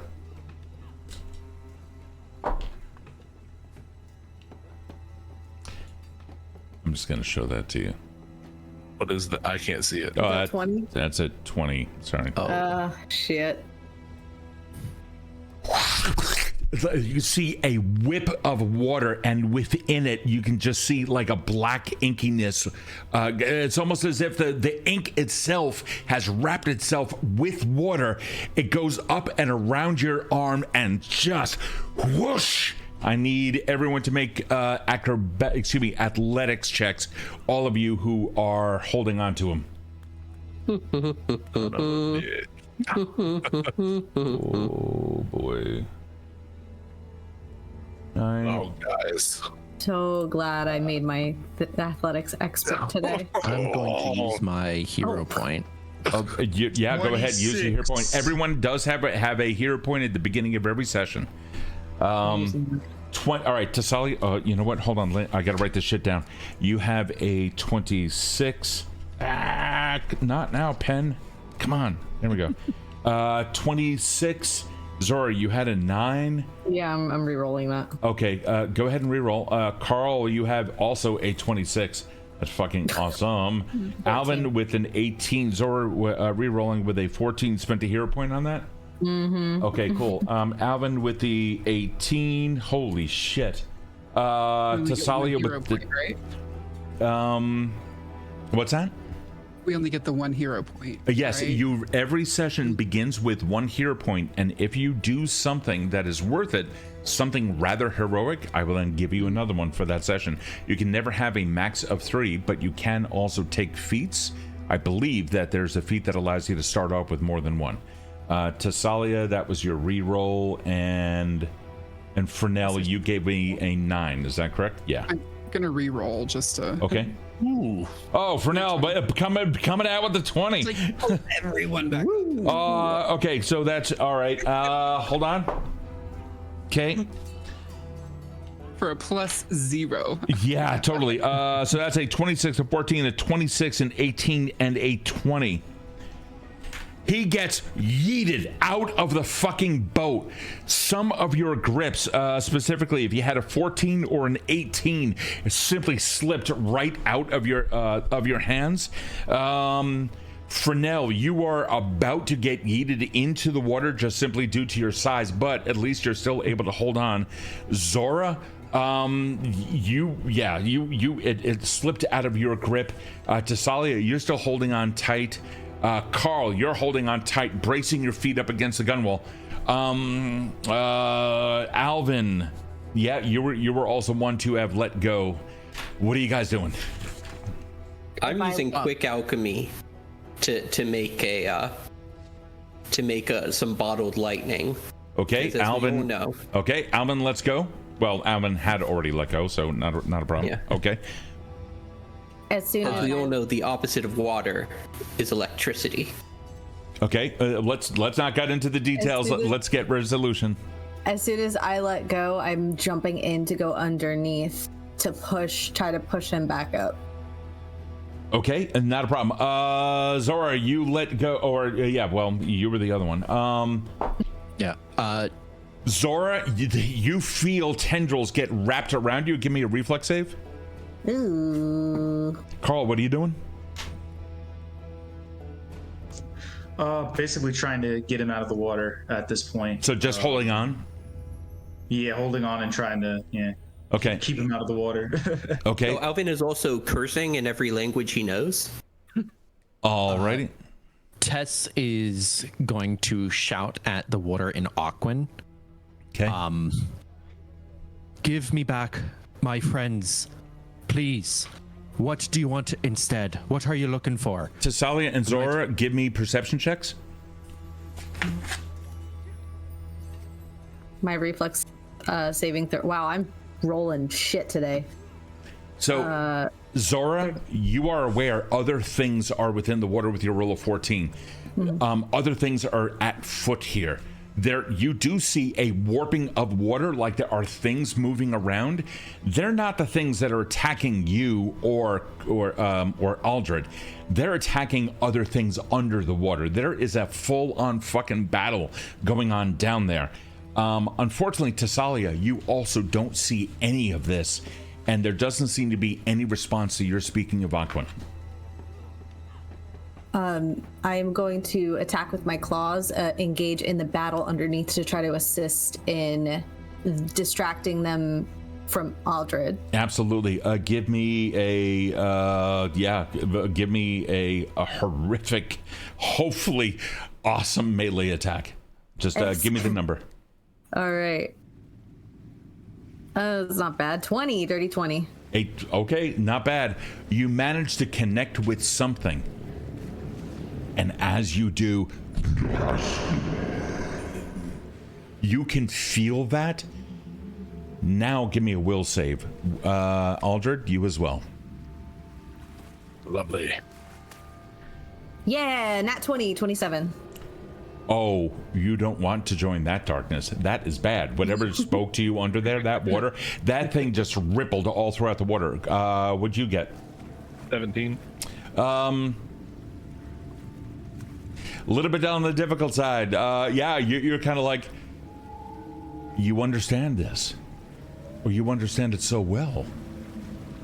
It's pitch black down there. There's no stars underwater. There's nothing like that. It's all black. You're familiar. You survived the night. Maybe you can survive down there.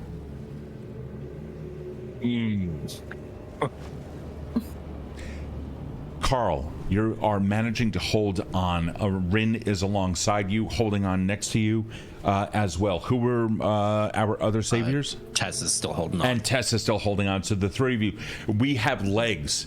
His body is underwater. He's not going to be able to breathe. Now, drowning works pretty much like the number of turns equal to you, I believe. I think it's a number plus your constitution modifier. I'll look that up real quick. In the meantime, what is your constitution modifier? Mine is... Oh shit, hold on, sorry. +2. +2. Okay, so we're going to say that so far all this has been happening in a fairly quick pace. So far you're okay, and I'll let you know what's going on. Tess is gonna look over at Karl and Ren and say, I know we're pulling, but on 3, pulling back as hard as we can, right? Try not to capsize. Let's do it, and we're going to be able to do this with advantage, so or with fortune. So go ahead and re-roll your athletics. I'm sorry, you came in and out for me on that. Was it with fortune or with misfortune? With fortune. And are we all rolling athletics or just the people who... Those that are holding on and pulling, so it's just the 3. Okay. I think I was... Frenell was too. Correct? Frenell, oh, that's right. I got a nat 20. You had the 20, yeah, but you were being yeeted out of the boat. You're actually on top of Aldred. but you're yeah. What's that? Hold on and lean. Yeah, exactly. You're just like you're like standing on his ass, holding on to like the shirt. She signed up for this. That's a fucking prompt right there. I want to see that illustrated. Okay, Karl, what'd you get? 17. Thessalia? 26. Well, that's all right. I got a 24. there's a slow slip into the water, like it goes in a little bit. You go to count 1, 2, 3, pull, boom, and everyone starts pulling. It doesn't seem to be working too well. Whatever has him is fucking horrific. Chris, FYI, and Thessalia as well. 5 plus your Constitution modifier. That's how many rounds you can. That's how many rounds you have of breathing. However, each round that at the end of it, obviously you're going to reduce it by 1 at the end of your round. If you are attacked or casting spells, if you attacked, not if you have been attacked. If you attacked or you are casting spells, then you decrease it by 2. So just to give you an idea, we are not in initiative turns, but I do want to get a little bit of urgency in this. I need to know what's happening, otherwise I'm going to start counting in real time. Alvin just realizes he can't play with his reagents anymore, and he takes his bestial mutagen. Okay. So that his arms, almost like he's becoming the Incredible Hulk, just get incredibly, incredibly beefy. He is just a horrific little muscled out gnome. Okay, and what are you doing with that? Well, I'm grabbing onto that rope and I'm pulling. Perfect. Okay. At the first sign of distress from Aldred, I'm going to use my breath control and sacrifice a little bit of it and do some mouth to mouth and pump some air back into his lungs. Aldred, how are you feeling right now, and are you willing to accept a kiss from an alien creature that is very clearly trying to take you away from that which you may want to really join? That's what I don't know. Like, how tempted am I to join it? Well, a creature's coming towards you and all you see are teeth. Ah, okay.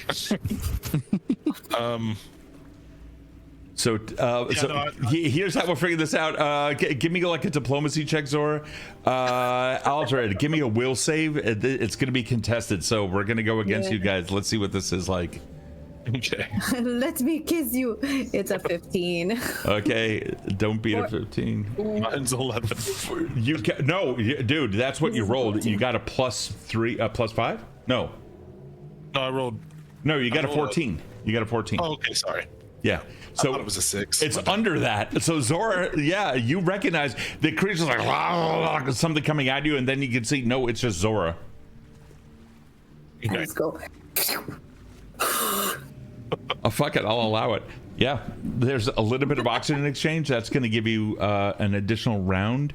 Zora, subtract 2 from yours. I've got 25 times the amount of breath control that everybody else does. Damn. Cool. That's why that's awesome. I'm just letting you know what you need to do. That's awesome. I don't know how to math that. 25 minus 2 equals 23. Oh, it's just... Oh my god. Well, no. You have 25 times the amount. Okay. Yes. It is 5 plus your Constitution modifier. It'll be 125 plus whatever it is times the Constitution. All right. So you have 123 seconds left or whatever. You've got a lot of fucking time, so you can hold it for quite some time. Having said that, everyone is now pulling back. Chris, this is all hinging on what Aldred does. These people, like the people up top, they're keeping you from going in. How do you want to handle it? I feel like the urgency and the help from Zora is kind of like snapping me out of it a little bit. Okay. And I'm going to try to go with them. All right. Then give me another will save. Don't do good on will saves. That's okay. 21. Hell yeah. Was given to Appleglass. Hold on. What just happened? Join us in. Someone was saying that they like Frenell's. Oh, that was awesome. Oh, that was totally cool. Yeah. You got a 21? Yeah. What'd you get last time? 17? Last time I got a 17. Zor's action snaps you back, and you can hear the screaming of the people up top. I feel like that's enough for me to like kind of be like, okay, something's going wrong here. All right. You relinquish it. And as you do, it begins to fade. Zora, you feel yourself being dragged down. Chris, Aldred is getting further and further away. Do I have a chance to react and try to grab her? Yeah, you can try. You're going to give me an athletics check. Right. Well, it's actually, I mean, it would be a strike. I'm going to give you, yeah, use athletics. 22. What's your AC, Zora? I think it's an 18. Hold on. The character sheet. Take forever. 19. You managed to get something. You managed to grab onto Zora a little bit, yeah. For those of you up on top of the boat, it just the situation just got fucking perilous. The boat itself goes whoosh and like starts tilting in, almost capsizing. For those of you that are pulling, like Rin starts stepping back. I imagine you guys do too. Yeah. Mm-hmm. I jump off of Aldred into the boat proper. Okay. Yeah, Alvin lets out a bestial roar and digs his claws, his newly formed claws, into the deck. Yeah, you do. You get a good. Okay. So that you don't get pulled down. Yeah. Okay, cool. Yeah, everyone starts doing it. Did you give me a strength check, Alvin, with your because you're assisting on the rope?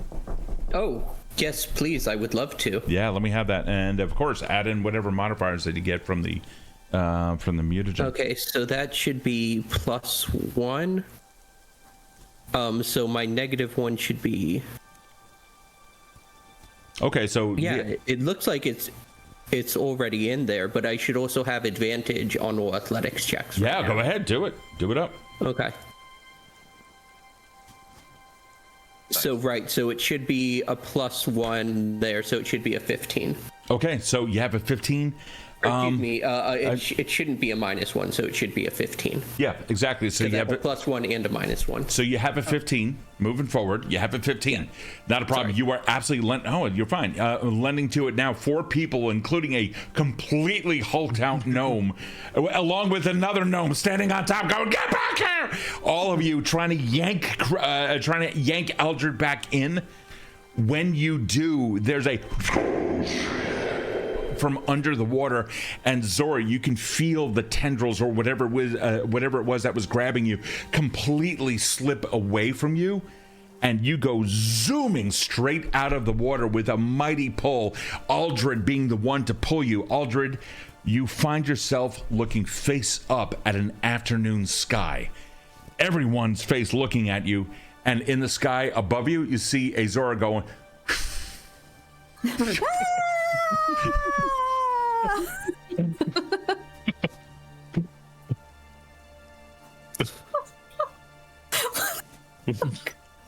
Is she okay? I think just catapulted her to the other side of the water. Zora, I imagine you scramble from the other side of the boat, you land in the water and you get back in. Okay. Yeah. Get me out. Meanwhile, she's still floating near the surface. The woman is? Oh, we grab her. Absolutely. No. Do you reach in? Were you there for that whole part? I'm sorry. I thought you said Zora was still floating. No. Oh, no. I apologize. No. The lady of the lake is still there. It's still in my bestial form. I say, let's not go fishing here again. What's her countenance like at this point? Like, does she... like looking around and completely fearful. Whatever was grabbing us was not her. It wasn't her. She had nothing to do with it. That's fine. All right. Bryn, Some sort of Karl, supernatural. Sorry. hold my tail. And Tess is just gonna try to reach in very close to the side of the boat and as close as to this lady in the lake as possible. slowly trying to like slip her hand in there to like not be seen by whatever was in the lake. Do you know where the things are? No, I'm going like between the boat and this lady in the lake. Right. So you figured that there's about 5 feet or so, right? Or about 4 feet or so. I mean, you can get closer, but you determine the distance. But I understand that you're going in between that and that. But you're making a statement that you're being careful to do this without the knowledge of those things in the lake. So my question to you is, do you know where those things in the lake are so that you have knowledge of how to be careful about that? No. Cool. But it's more of just like a generic, like cautious, slow movement, like just try to sneak in there and get out. Awesome. So I'm going to roll your stealth check for you. Okay. You put your hand in the water.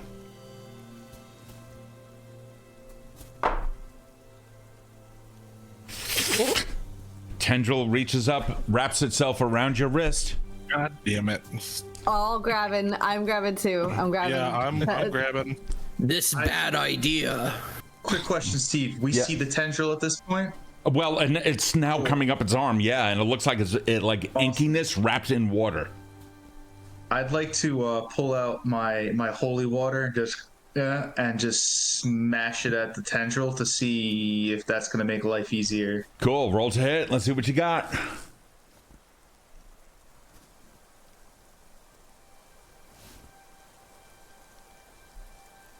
I got to roll a strike. Hold on. Sure. Bam. And roll it. Oh, gosh. 15. 15. Do you have a hero point? Oh, wait. You have a total of 15? A total of 15. Yeah, a 15 will actually hit. That's fine. It's awesome. above water AC. It's there. You smash it, and all you see, the whole thing just like immediately lets go. The water that was protecting it melts the fuck away, and so you can almost see in slow-mo as the holy water comes close to it, that stuff, the water gives way. And like it touches the inside ink, which immediately erupts inside of this watery sleeve, and completely disperses in midair. Some of it, all the water like lands around you, but the inkiness slurps back into the lake. And that's when you see her relax for the first time. Karl, give me a Mutvia lore check. Oh, we going Mutvian now. I think you have that, don't you? Yeah, 15. Could I try to back him up with Lore Master lore? Sure. Your DC for that's going to be a 20, though. Well, let's see what you got. They bang it out of the park with a 23. Fucking awesome. The librarian comes through with her lore. So with that, and there's an aide there, Frenell. As soon as Karl delivers some information about this, you're able to chime in with some additional info. Kevin, I'm going to send it to you in Discord. And I just want to check, just like mechanic wise. Sure. So a crit success and fail is only a 1 in 20 for this type of situation? No, so would this be like a critical success or? No, it's a crit is if you get typically it's 1 in a 20, that's going to give you a nice little effect. Usually it's in combat. Kevin, yeah, you just did. You get more lore if I had a crit success. I understand that. So your DC, you want to hit the DC and match it by 10 or more. Or if you miss the DC by 10 or more, I'm sorry? So if I'd have like a 30, then it would have counted since it was. Yeah, exactly. Yeah, then that would be a critical success. Just checking. Okay. So yeah, Kev, you just did. Does that answer your question? So you said she's calm right now, right? She's calm. And everything that you know, feel free to vamp on this, but everything that you know about what it is that you did and what it is that is experiencing, it becomes it almost becomes verified. That is a water elemental, and it was cursed. So it is it's cursed water elemental, but I think now that the water is blessed, she should be okay. Take a look, and she seems to be going back into the water a little bit, and there is a relief. The mortal shell that was surrounding her still remains a somewhat translucent, almost corpse-like appearance of like again, the color of moonlight. But the eyes begin to return, and you can see the blackness like leaking out of them. What appeared like stars simply dissipate and turn into bubbles that float to the surface and break.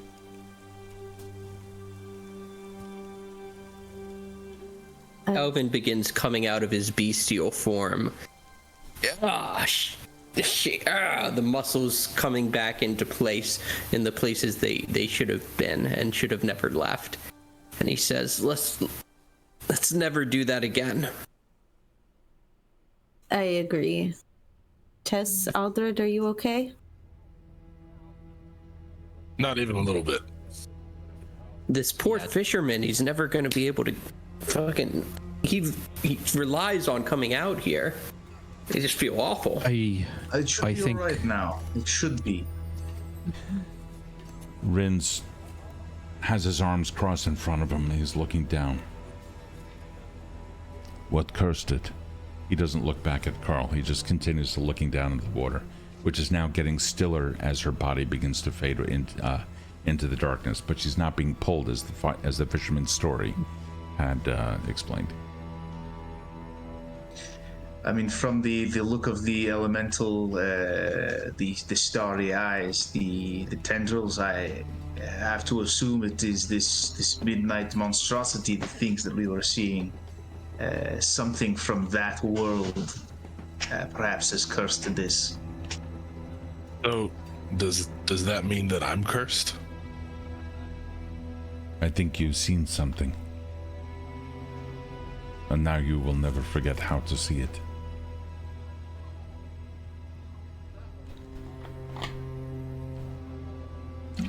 Perhaps it fell from the sky? Something fell, like the meteorite? But maybe something else fell into the lake? Maybe. Perhaps. Go ahead. Right at the beginning,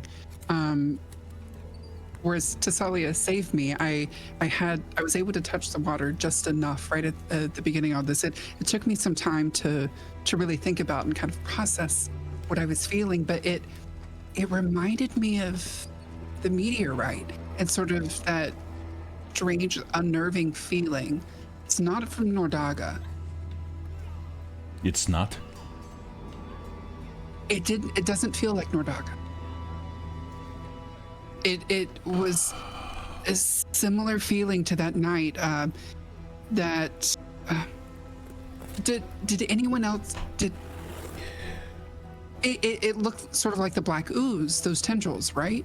Keep talking. We're going back to shore. He picks up some oars. That's what I was thinking. So... I think perhaps if this was on that meteorite's path, I think perhaps part of it broke off and landed down there at the bottom of the lake. Or river. We can ask when we get back if anything had landed in there. Certainly somebody would have noticed. It's a fishing community. And about how long after, from when we were at the meteorite, how long has it been? I mean, you because you had also traveled back and forth, etc. It's been quite some time. It's almost a month now. Yeah, I was about to say 3 weeks, I think. Yeah, I thought it was, yeah. It's been perhaps since the fall. And this fisherman comes out here. He said he comes out here every day, and he only just saw it yesterday. Yes. It Perhaps- may not have been the same fall. I remember back when, and Frenell's quickly, totally not trying to go back and look at some of the words that was written down from an earlier session. Do you remember the cultists that Thessalia eradicated back at the meteor site? They said that when Skyfire falls, we name it the fall. It sounds like there's more than one fall. Because it's when Skyfire falls, not when the Skyfire fell. I think you're interpreting a foreigner's words.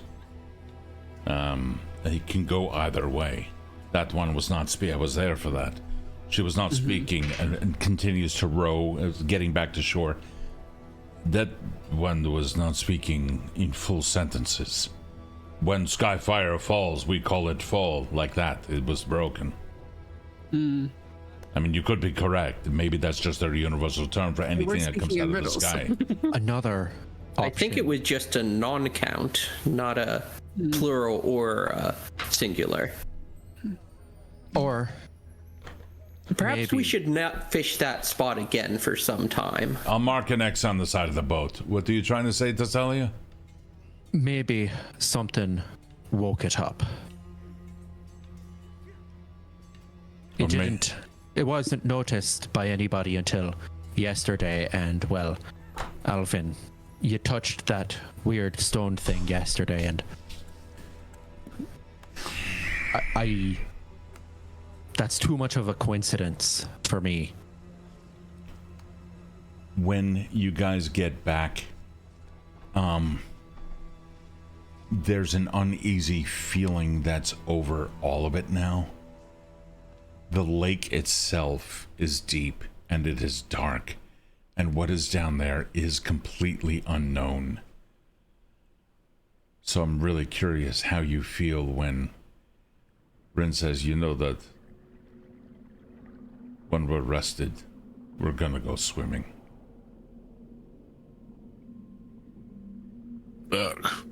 Again? If it has anything to do with the meteor, we need to go find it. Welcome to Vanguard Society. And that's where we pick it up next week. Oh, fuck me. I knew it was coming and I still fucking hate it. Woo! Thalassophobia! Thalassophobia for the win. I was like, my heart was pounding as soon as you was talking about like how it was deep and black. It's like, I can't handle this. It's so... Got some skills that can help us, but... Well, I guess we're going to find out. Yeah, I'm really curious how the party's going to handle it next week. For those of you that need to go, if you need to go, thank you so much for joining us tonight. The players, you can bounce whenever you wish, but we're going to go into the after party real quick. If there's any patrons out there and you want to chat, by all means, let me know. Just let me know that you want to talk, and then I'll bring you on. You'll be able to chat with everyone, ask questions, etc. And even if you're not a patron, you can still type right here in and you can still right here in Twitch. Wow, Steve, tell us how you really feel. Ouch. Dicey. Irish. I'm assuming Arizona Irish, or AZ Irish X. Hello, and thank you so much for the follow. Really appreciate it. Victor, have an amazing sleep tonight. I hope you feel very, very well rested in the morning. Thanks, buddy. I really appreciate that. Thanks, Victor. So if there's any patrons that want to talk, just let me know. And again, feel free to everyone here. You can ask whatever questions that you want in chat. As you ask them, I'll then ask the players.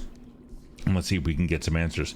Guys, knowing that some of you have thalassophobia. In real life, like I actually have thalassophobia, so. So does Erin. Me too. Yeah. I want to know. I mean, I can create a situation where and this is the irony of it. The two people that have it are the two people that went into the fucking water. You know what? I think that's awesome though. Like it was really fun and thrilling, and I could like the bottom of my feet are itching. Like that's the feeling that I get with thalassophobia. Okay. It does not take a lot for me to get the mental image and for it to just stick there. So, all right. So then I'm going to ask the two of you for my limits of description ability for next week. And there's two ways that this can be handled. Either I can limit the descriptions, or I can go full bore like I usually do, but provide ample reason for you two to stay on the surface. I'm all for it. Like I'm into the thrill. I'm not actually in the water, so I'll be okay. All right. So, Erin, you're gonna be okay? I'll be fine. This is literally just like hyped up Subnautica. I'm just gonna make some noises. So I'll try to mute myself so I'm not like wiping my tongue like with my hands out of absolute anxiety. I wish you could see my toes right now. They are curled 6 ways. Yeah, mine too. Like... Alrighty. So I can swim next time if need be. That's gonna be absolutely fine. And I always conduct this check immediately after. Are we okay? Any topics here? We're all good. Okay, we're good. ROFL, I can't see any thumbs. Yeah, you're good. great. Dan, you're Thanks, good? man. Okay, Chris, sweet. All right, friends. What do you players? What questions do you have? Certainly, that whole encounter went on for a little bit, so instruct me of how I can become a better GM for you. What kind of information needs to be able to come to you? What senses of frustration did you hit? And right here in the open and in full public, let me have it so that I can learn how to do it better. I loved how frustrating I found that whole encounter. Especially because it started out with like a really fun, light, easy RP that everyone was into, and then we had like some cool cultural sort of stuff to deal with, and then we went right into this very awkward situation where half of our party has specialized skills and the other half doesn't really have much to do but is very emotionally uncomfortable with what's going on in the situation. And I very much enjoyed how all of our characters were uncomfortable in different ways, but all mostly the same. That was pretty sad and unnerving and strange. Okay. Yeah. I liked it. Let's I'm gonna hit up Kevin and then go around the block here. I was gonna say I actually gotta go soon, but bouncing off of that and that question, I'm the kind of guy who like holds on to all of his magic items until like the last minute. So with the holy water, I was like, I don't know if this thing's evil enough for this to work. But as soon as I saw the tendrils the second time, I was just like, it's now or never. So I'm glad it worked out. All right, cool deal. Yeah, I would love to hear more of what Karl is doing. I know you personally, and I know that there's like a descriptive bank of words in there. I would love to hear more about Karl, because I want to learn more about your character too. So if there's any kind of a condition that prevents that, and that includes Discord and the audio ducking that sometimes can occur and stuff like that, let me know. And also let's talk equipment. Hopefully we will be able to start supplying people with some things that might make things a little bit better. Like, you know, you and I, let's talk microphones, etc. All right. Cool. Dude. And again, have a fantastic night, man. If you got to go, have a great one. I'll see you later. Good night. Erin. Yes. Sorry, I was capitalizing all the character names in my notes so it's easier for folks to go through and read the notes when they go read them. I thought it was really fucking brilliant when Alvin pulled out the bestial or the beast mutagen. That was really cool. That was fucking cool. I also I realized that there should have been I mean, maybe not a survival, it should have been consent given by Chris. I should have asked before I went and like made out with you underwater. But but I feel like we're okay. I also really liked I like Frenell's particular connection to everything.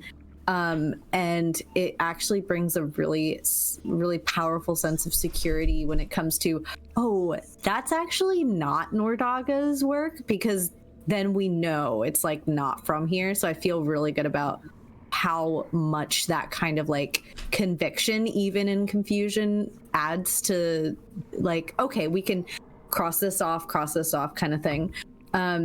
It's not natural. It's dark. Yeah. I love I want to see a fucking recipe for the berry greased up fish. Like, The word, and it was not. it doesn't sound good, but I want to try it. And Tess, I really liked that Tess opened up. Tess and Aldred both opened up about the ship some more. I didn't want to like pull anyone's backstory without like, I don't want to force anybody's hand. I thought it was, to me, the games that I've played in Evandale, and it could be because I'm a very emotional person, but to me, there's always like beyond science and just the way things are, there's like sort of like a empathetic connection between people or the creatures in Evandale, in Erin, and like what goes on. It's very mysterious, but it still makes a lot of sense. So I was kind of hoping that there was some sort of like emotional catalyst, and I'm glad that we got a little peek into the backstory of the two seafarers in terms of loss and grief. And I think I got everybody's what I liked about everybody. Shit! I would. That's fantastic, because that was going to be the next series of questions. I was. My question was there. I was checking in with people to see if there was any frustration in the scene, because it took what I perceived as a long time. But if you guys are okay with it, then ultimately, you know. Oh yeah, that's good. To answer your question, no frustration. Cool. Yeah. Sorry. Erin's like, I'm gonna take your question and answer the exact opposite. Yeah.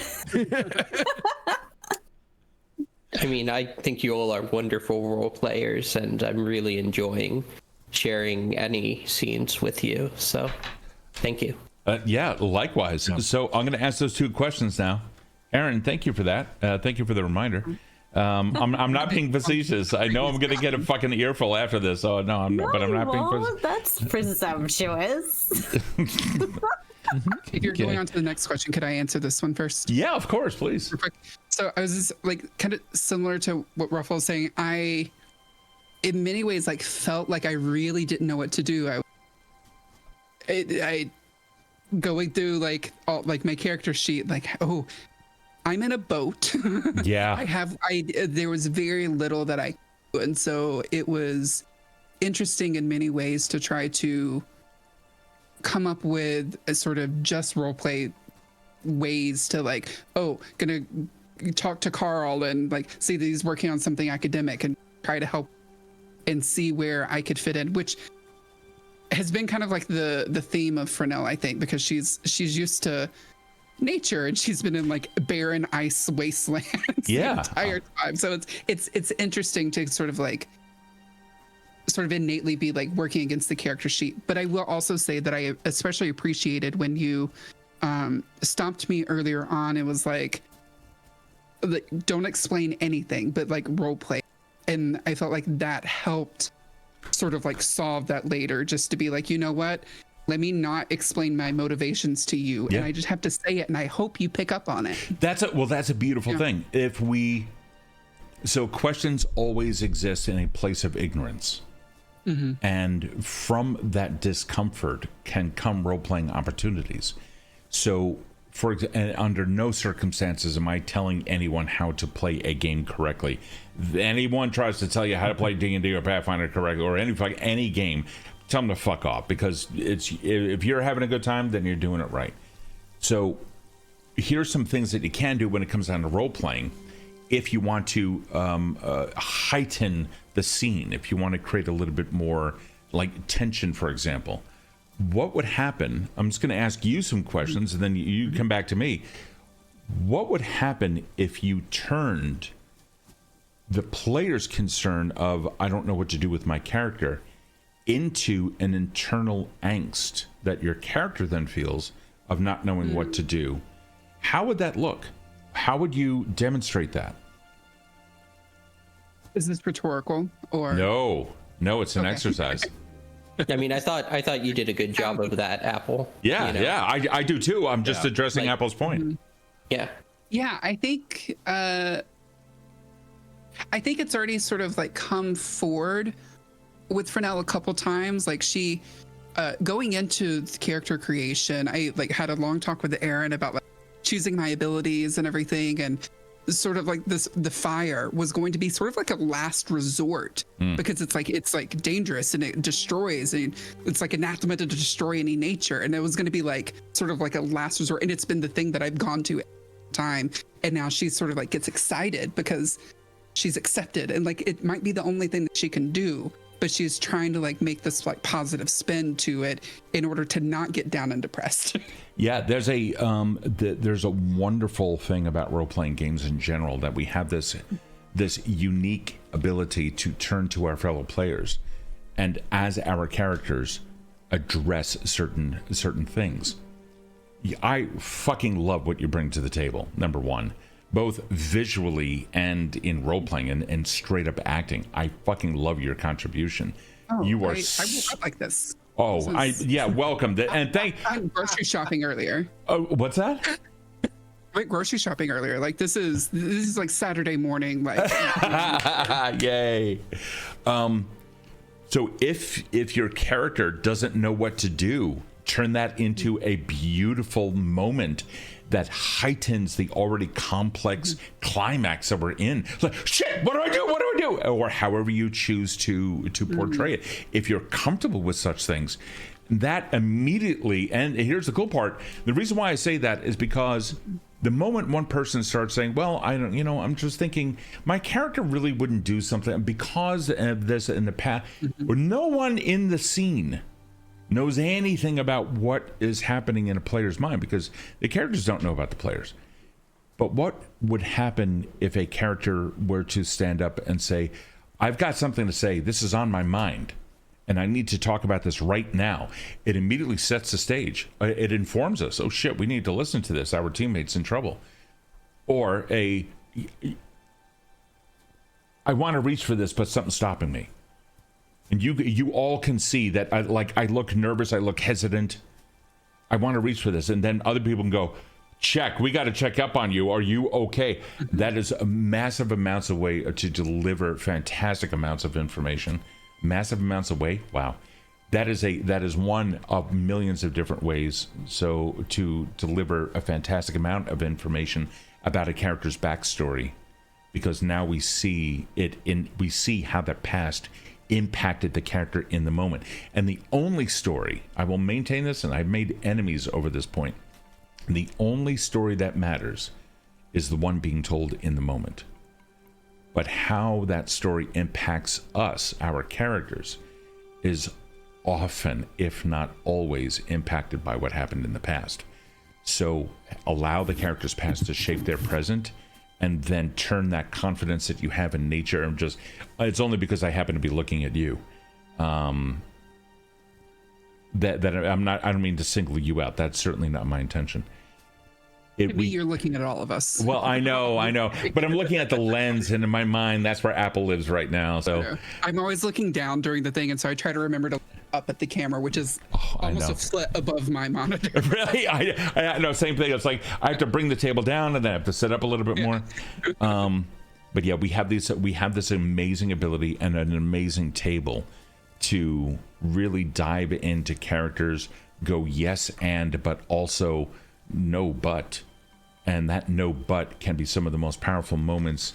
As opposed to shutting something down, it can become a moment of opening up of new avenues.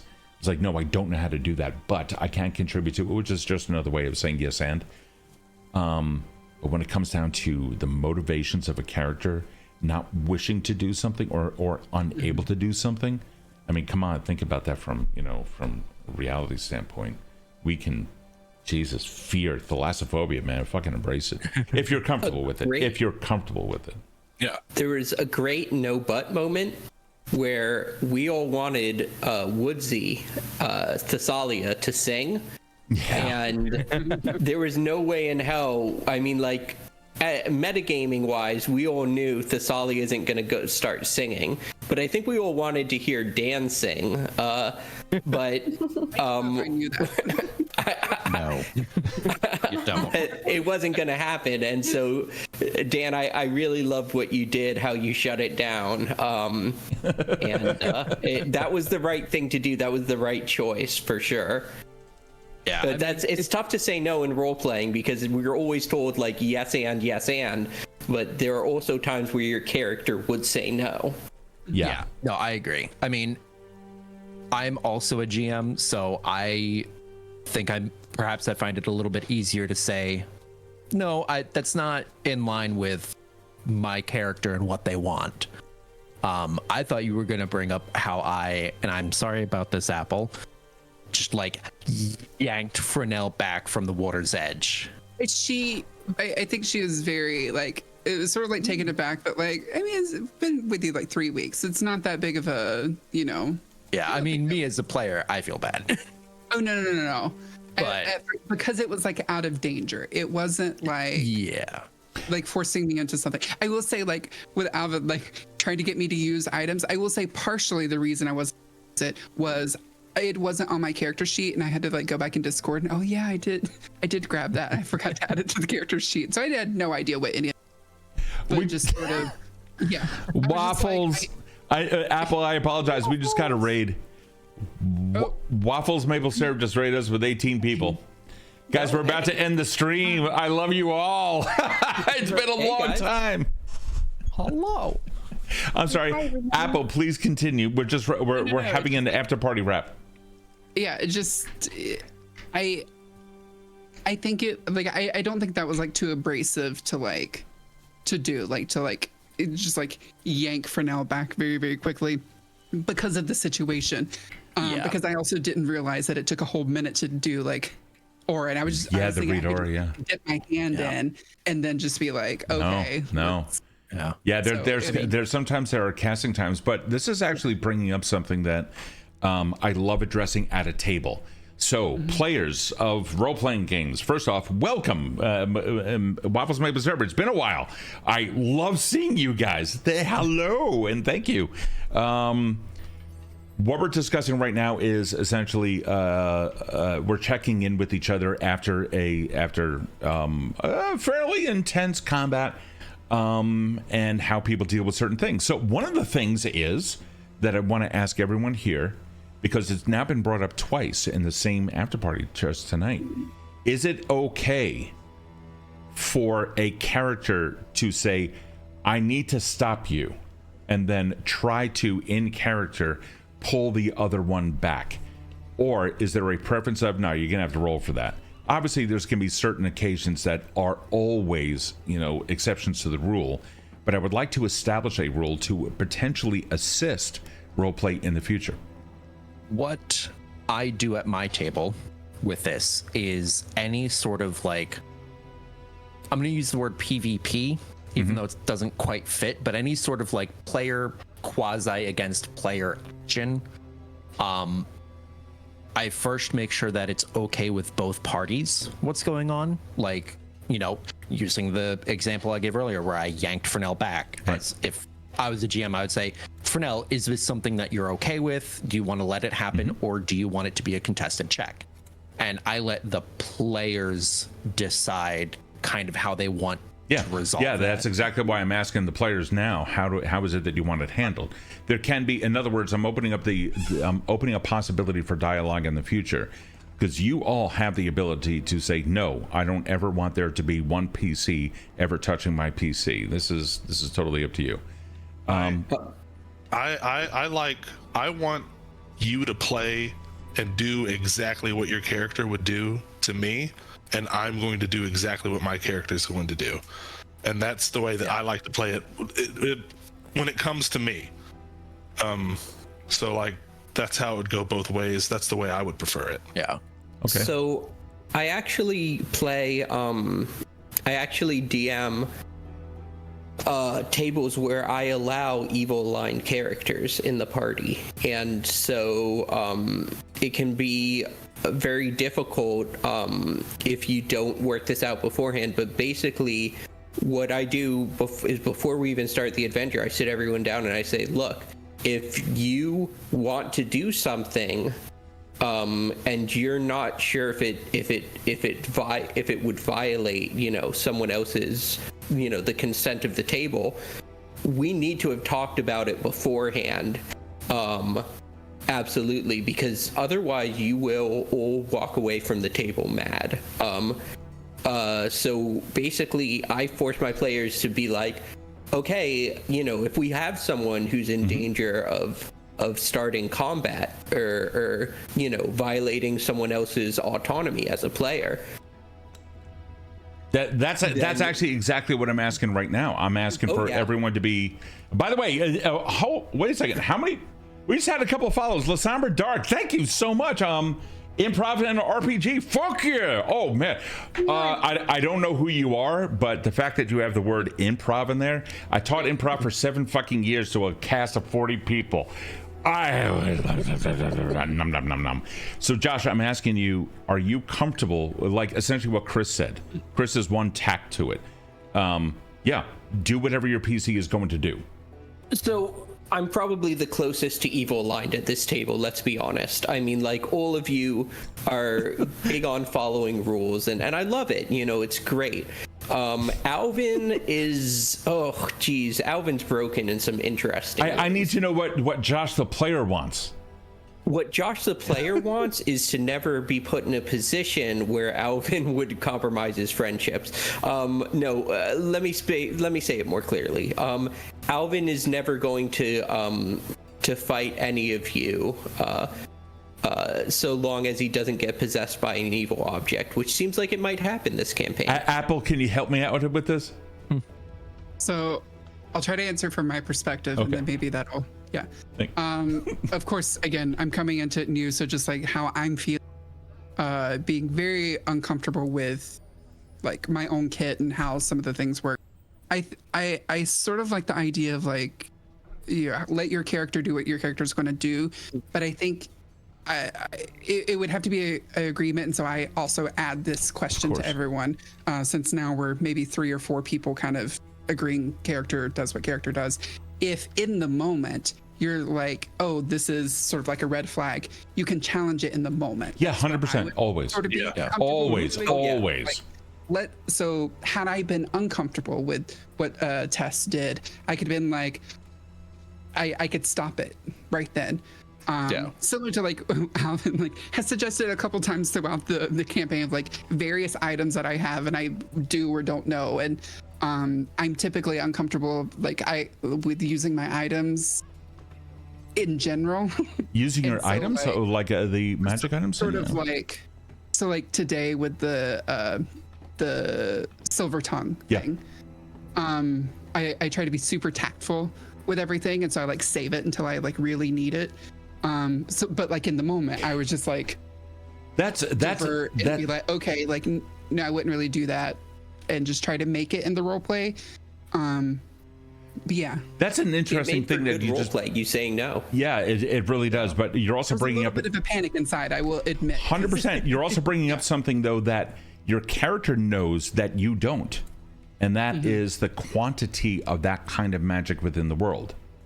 Right. So it's perfectly natural for a character who then comes from a society or a place where magic is a little bit on the rare side or something. I'm going to hold on to this until the appropriate moment. Completely fine. But for purposes of establishing hard lines and veils at this table, I need succinct answers from everyone. And if you want to discuss it with me offline, absolutely, let's do that too. But what I'm looking for is, are you okay? It's yes, I'm fine with other people doing stuff, providing I have the ability in the moment. That's all that it says. Yeah, Okay, Steve, cool. the other thing is, like, at any time, I think I speak for the whole group here, like, if I feel a boundary has been crossed, I know I can say, Steve. Oh, yeah. Like, right in the middle of an adventure, it doesn't matter. I can be like, I can go to our GM, and I can go to you, I can go, Steve, that didn't happen. You know, can we take a break? And, you know, that thing that we just said happened, it can't have happened. Exactly. Let's talk about it. Yeah, and then we turn it, like to Dan's earlier point, we can if the player's still open to it, turn it over to dice rolls. But this is why we establish lines and veils. There are certain topics that are simply never crossed. I'll tell you straight up front, we're talking about SA is not something that you're ever going to see here on this channel. You're not going to see the kind of bigotry that we experience in our real world. You will experience it in other ways, but it's always going to be just outside, or it's going to be that absolute fucking undeniable asshole who points out that thing about your character, never about you. And so tact must be applied in those precarious situations. The story is always most important, except for one thing, and that is the safety of the player. So I'm going to ask for Josh, because I didn't get an explicit answer. I need to know if you are okay with players conducting their characters as they need to play them, understanding, like when it comes down to, I grab you and I pull you back from danger. Like I understand. That's what I'm asking. No. That's a yes? Like, at the beginning, yes, I'm okay. Give me with this. that. Give me this. Yeah. Thank you. Okay, good. All right, perfect. All right, we're good. Almost everyone at some point has been like, Alvin, stop that. And then they try to stop that. It's so true, though. You have to understand, Alvin has a disability. He studied chemistry. Studying chemistry is now a disability. A PhD in chemistry in this world, and so he's not fit for adventuring. Sure. You know, he doesn't understand the goddamn world. But that also comes from Apple's point, which was you as players, first off, don't know Evandale. You don't know this entire world setting that's been going on now for a while. Your characters have this amazing ability to inform the player of stuff, which is why at that point you go, can I use a skill check? I'm going to give you guys a little tip.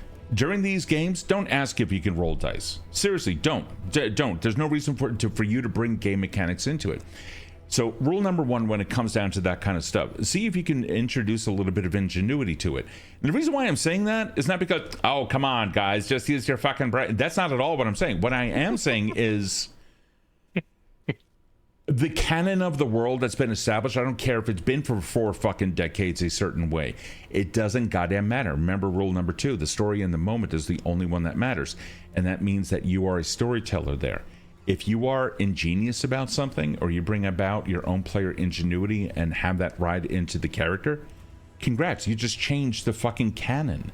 Whatever response comes out of my mouth applies to this story. You have the ability to change things. Now, for sake of story and consistency across the board, there's going to be certain things, such as the rarity of certain magic items. Some of that kind of stuff is written in stone. So you wouldn't be able to say, oh yeah, sure, no, there's always 25 artifacts in my broom closet. I just keep them in there just in case. Like that kind of stuff. I will never say no to that. I'm not going to say, no, you don't have 25 artifacts in your fucking broom closet. But when we go check, what we see are 25 things you think are artifacts. Therefore, the truth of the character is maintained alongside the truth of the world.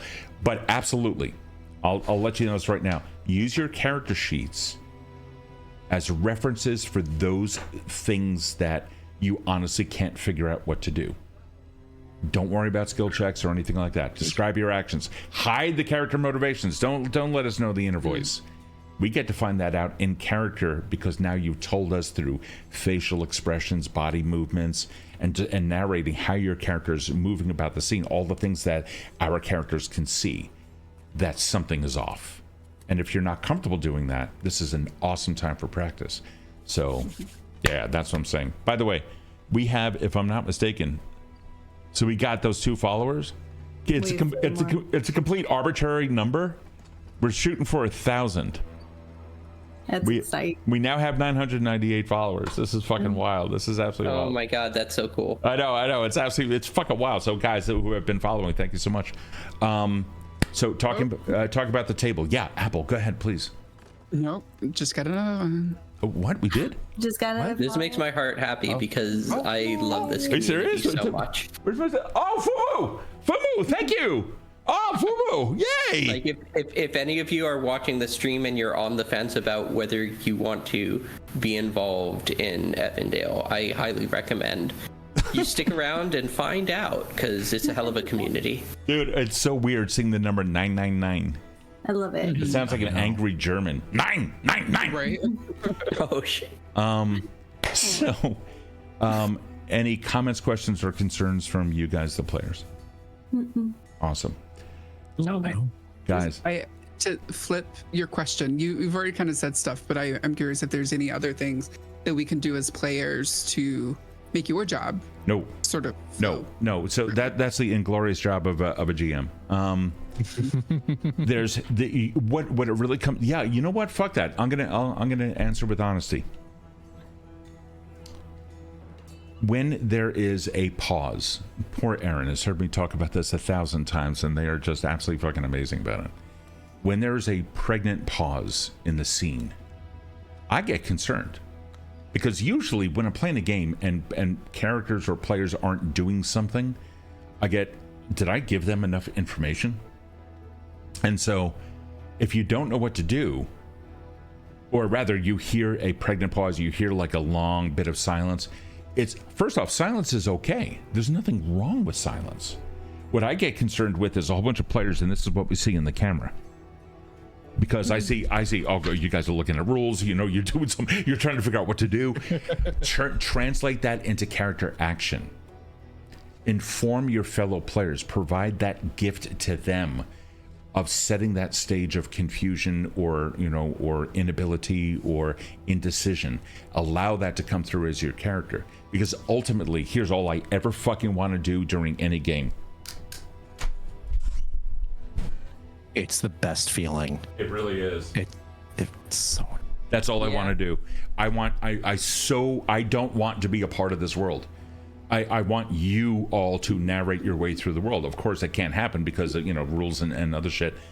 But what can happen is, alrighty, we are done. Are we done packing up for you guys get to take that over. I don't want to ever be the DM who says, all right, is everyone packed up for the, or can we move on through the day? All right, are we gonna, okay, are you now? No, fuck that. I should never have to ask those questions. Instead, you should feel free upon this stage to completely command it and simply state what it is that you're doing. And that would make me the happiest GM. I already have an awesome fucking table. I can't imagine that it can get better than this. But if it did, I'm just gonna fucking. It will. We're just gonna get more comfortable in our characters. And more comfortable in the sort of exactly, which is why I feel so bad, because this is session number 5. Yeah, I know. That's something that we're seeing happening, though. What's beautiful is like the role play at the beginning of this session was so much significantly better than the role play of every session previous. Right, I know. It's so natural. It's going to get better. I love it. And the funny thing is, and for those people out there in Twitch land, we started off in the pre-session. Somebody was like, I'm sorry, dude, I forgot your name. What was it? We're still at that level of newness. Erin and I are partners. I just was introduced to Apple, and they came on just recently. The first time. Apple. When was the first time I met you? What was that? Less than 24 hours before we started. Yeah, exactly. Less than 24 hours I got to meet them, and that was fucking amazing. I played in with, I think, Frenell and Zora's closeness, though, because Erin and I have known one another for a couple of years. Yes. Dan, all the way down there, known as Woodsy42, has been a follower of Erin's, of Erin My Laundry, also on Twitch for a while. We're personal friends. So. Yeah. Yes. And that's how that came about. And then this one down here, Josh, has been around for Evandale. Fucking, I got blessed with Josh, aka ROFL Iron Chef, from Erin as well, because Erin is a cozy horror screamer magnet, And so if you like that kind of stuff, like seriously, like kushli, like what you call it, hygge, go hygge. Well, I'm pronouncing a Danish word like a Norwegian, so I get fucked up. Go follow them, because Erin is just fucking stellar. And then there's Chris all the way. I can't point because then it goes out of frame. And then there's Chris over. Thank you, Apple. Thank you. See, aren't they awesome? Thank you, Dan. Reversed from my camera. And then Chris is over there. Also from me. Oh, yeah, also from Erin. Yeah, so it's just everybody that's here right now. So it's just a thing. It's just a thing. I love everybody. All right, so Improv and RPG is saying, I'm loving this discussion so much. Thank you. I'll get to head out and go get some sleep, but I'm excited to catch you on your next episode. Absolutely. Thank you so much for the follow from earlier. Really appreciate that. Mondays, Wednesdays, and Thursdays is when we stream. Usually Pathfinder. Wednesdays is Powered by the Apocalypse, and holy shit, you want to talk improv? It's all over the place. So we've got cyberpunk, high fantasy, and tonight is dark fantasy. Anybody else here that we have? Oh, Dan, you are fucking amazing with the shout outs. Really appreciate that. I know. So, since we don't have any patrons online who can talk, I of course now turn the real control of the world over to the real masters of it, and that is you guys as players. What is the last word of the night? Sleep well, my friends. Sleep well. Good enough. Stay joyful, everyone. Good night. 2024. Oh, We're all gonna be there. oh, hold up, Apple. Drop your socials. Hi, yeah. I'm Apple. Twitch.tv/Appleglass. And most social medias with real Appleglass. I'm not the fake one. The Apple's real. We don't tolerate no fake apple glass around these parts. One more shout out for good measure. What do we got? Thank you. No, he's just shouting at Apple. Oh, hey, thank you so much, Lola back. Yay! Thank you so much for that. Did we hit 1,000, by the way? No. Oh, just shy. Ah, we're missing one follower That's okay, it looks good. for an even 1,000. It's gonna be. Yeah, it'll be next time. It'll be good. yeah, it'll be next week. We'll hit it next time, right in the middle of the freaking. That sounds It'll like be great. That sounds like a bonus for Bramble. If it like whoever you hit 1,000 with, like I feel like they should get like a hero point. Yeah. That's Maybe you should really grow dope. like a new limb. Oh, that's Yeah. dope. Grow a new limb. I don't know. I think my arms come off like a couple times at this point, so maybe. All right, Josh had the last word. Sleep well, everyone. Good night. Bye. Good night, loves.